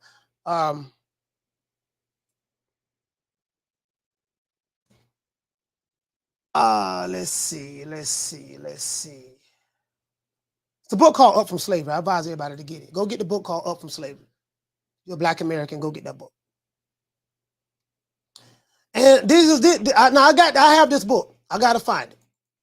But I want to show you something. This is the old hustle. This is the old game. This book was written in about damn near 100 years ago, right? Booker T. Washington, Up From Slavery. He was a former slave. He came out of slavery and became a multimillionaire in the Jim Crow South. Look right here. He says now this is in the book. I confirm this is in the book because I have the book. I read it twice. Booker T. Washington says that, as a matter of fact, I got somebody calling in, but I don't want to be disturbed. Right now. So Booker T. Washington says that there's another class of colored people. At the time that we was called colored people. There's another class of colored people. In today's time, it'll be African Americans. There's another class of African American people who make a business of keeping the troubles, the wrongs, and the hardships of the Black American, we're going to say it's Negro to Black American, of the Black American race before the public. Having learned that they are able to make a living out of their troubles, they have grown into the settled habit of advertising their wrongs.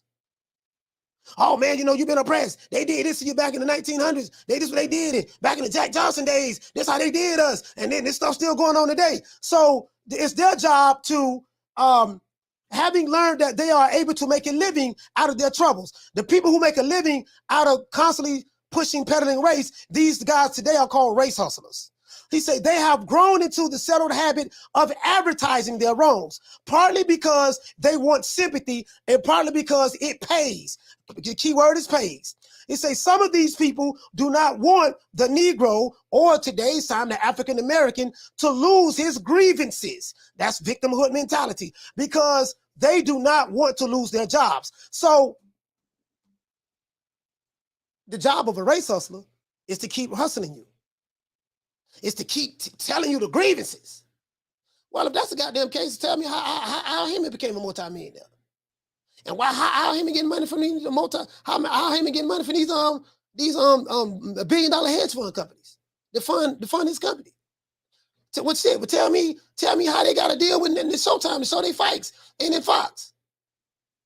Well, shit, every time I see Floyd Mayweather, all he's talking about is all the money he got. Right? So I just broke it down. Now a lot of the pro-blacks, the fake pro, they'll say that Booker T. Washington was a coon. He was Uncle Tom. I told you about who Uncle Tom really is. Josiah Henson. Josiah Henson was not a sellout. Sambo was the sellout. Josiah Henson was the one who was a slave. He freed himself from slavery going through the Underground Railroad to get to Canada. And then he used to come back and forth from Canada to America to help free other blacks who were enslaved, to lead them back to Canada. He got caught. He got sold out by Sambo. and they caught him and they killed him. So when you call somebody Uncle Tom, understand you're really calling them a hero. Now, what happened was Hollywood took the name Uncle Tom, and what they did was they started making plays around, stage plays in the theater around that time, because the lady, I forgot the white lady who wrote the book, Uncle Tom's Cabin, read Uncle Tom's Cabin. She wrote the book, and what happened was the other racist whites, they started making fun and they made Uncle Tom, the character in Hollywood, look like a lazy black man, love his master and all that stuff there, and that's what they did back then. So when people say Uncle Tom, they're talking about the Hollywood version of it, not knowing that the historical Uncle Tom, there was nothing a sellout. There was nothing. He was never a sellout. Carl, what's your name? Where you calling from? What's up, Coach? This is Adrian from Dallas, Texas. Adrian, talk to me. Coach, I know you in it. I know you deep in it. I know you talking about it, and I'm gonna get you right with it. It's just like this. You go to church, right? You go to church. You go to church because you want to pray to God. You want to praise the Almighty, right? And I always tell this to everybody. When you go to church because you want to celebrate something that you feel coming out of you. When somebody wants to see boxing, they want to see the real deal like Holyfield. We're in here to see a boxing match. I don't care about if the guy's black, white, Chinese, whatever the hell it is. It's a boxing match. It's two guys that take balls that have enough in them to go in there and show you who's better than who. Same thing when you go in there to church. You relaxing, and here comes somebody on the side of your ear saying, "Look at Sister Becky. Don't she look good?" And then somebody on the right saying, "You know, brother, I need $10 for gas to get out of here." And all you're trying to do is just praise God. Same thing with boxing. All you're trying to do. You got all these people around you that blind you and try to use you, try to manipulate you. And that's why we're never going to get what we're going to get. We're going to be manipulated by all these racist rants, all these people that say, like you're at church, they tell you, "I need $10. I need that 10%, please." While the priest is making, just like Al Heyman, the priest is making millions of dollars living in a high-ass castle, just like Al Heyman. And he barely giving enough to his fighters. But he's supposed to be for the brother or for the sister or for whoever it is. Just like the preacher. I'm here for you, but he's driving off in a limo while you trying to get gas money. All right, Come on, man. Coach. Right, you made the point. Hey, thank you so much for calling in. Shout out to my brother Adrian in Dallas.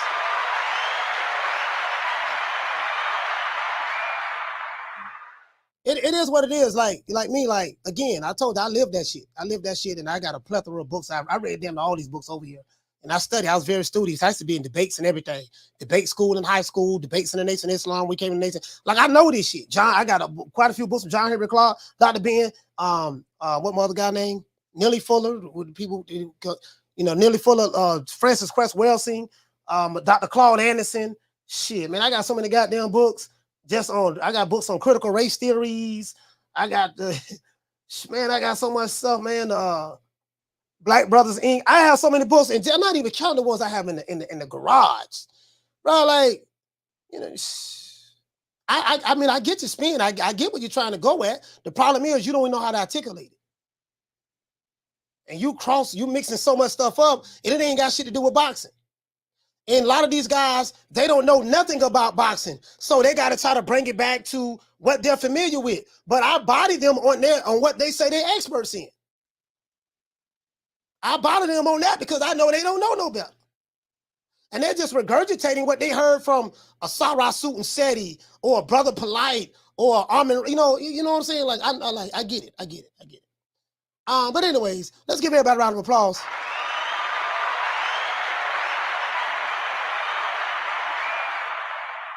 It is what it is, fam. And, the eyes see, the ears hear, but nothing never is what it appears to be.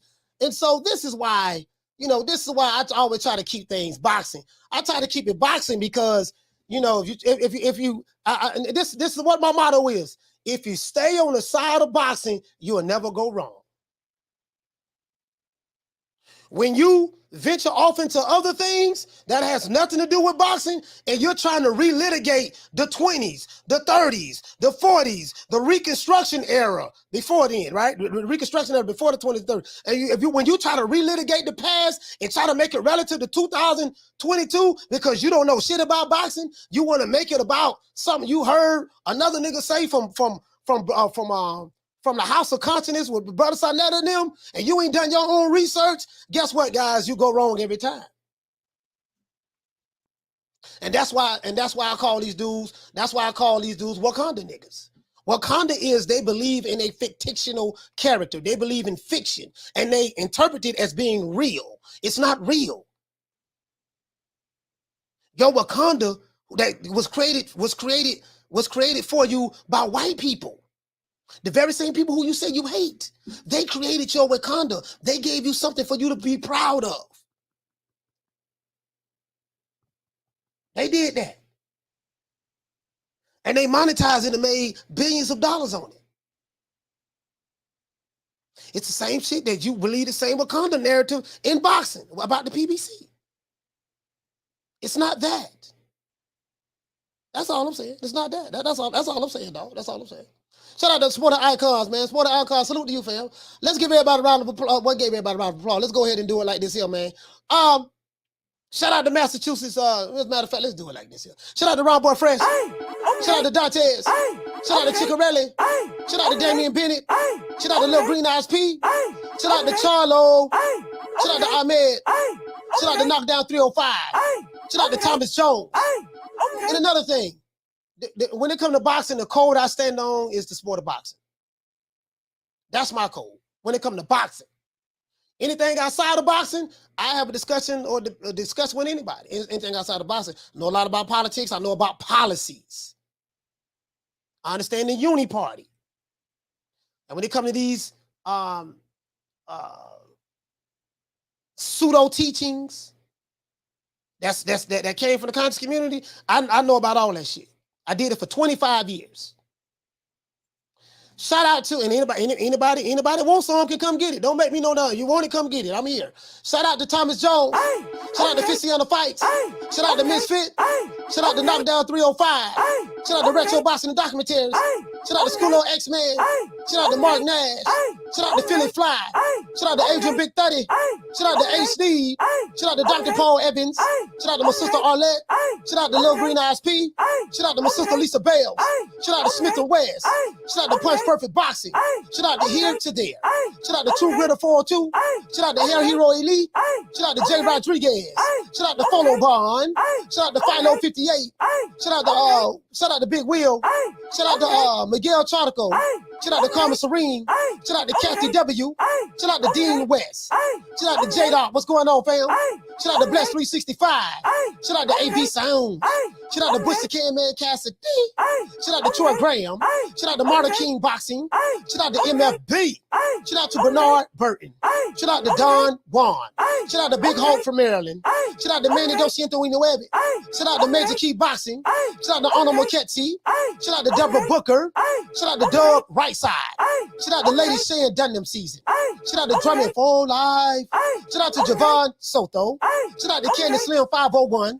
Shout out to Just a Fan. Shout out to Boxing Nerd. Shout out to Manny G. Shout out to Old Daddy Boxing. Shout out to Frank the Tank with the Big Bank. Shout out to Ricky Ricardo. Shout out to Flex BX. Shout out to Al Money. Shout out to hashtag BWON. Shout out to Frank Forbes. Shout out to BWG. Shout out to Get Touched Up Boxing. Shout out to Oscar Radio. Shout out to Swift 718. Shout out to BG from the Hot Boys. Shout out to the one Mr. Ham. Shout out to John Doe. What up, Doe? Shout out to Sabrina Lee. Shout out to S. Kamani. Shout out to Eric Grimey. Shout out to Jay. What's up, Jay? Shout out to Massachusetts Fishing. Shout out to El Lobo. Shout out to Boss Dog in the building. Shout out to Real Talk. What's happening? And shout out to the Mad Titan. Salute to everybody in the chat, man. Peace to the family, man. Once again, this song. It's our boy Coach Malachi Williams signing out. New Media Today USA Boxing. As a matter of fact, man, we're going to have a good show, man. We're going to talk about these sisters tomorrow, man. Peace to the family. Once again, peace to the family. One more again, guys. Peace to the family, man. Hope everybody have a nice day. It is what it is, man. We're gonna make it do what it do. And shout out to my main man, David Ruffin, man. It is what it is. You wish you could work it the way I do, but you can't. You're begging me not to leave you, and I refuse to let you go. New Media Today, when it comes to New Media Today USA, boxing coach Malachi Williams. Nigga, when my name come up, respect it. Let's go. Stop playing with my fucking name. All three of y'all, stop playing with my name. I ain't gonna say it no more. Put some respect on my name. I want to send this shout out to the hood. I want to thank the whole hood who came out here. I love y'all. I did this for the hood. Y'all know I beat that boy. Yes, sir, man. It is what it is, man. Once again, this song, man. Let's make it do what it do.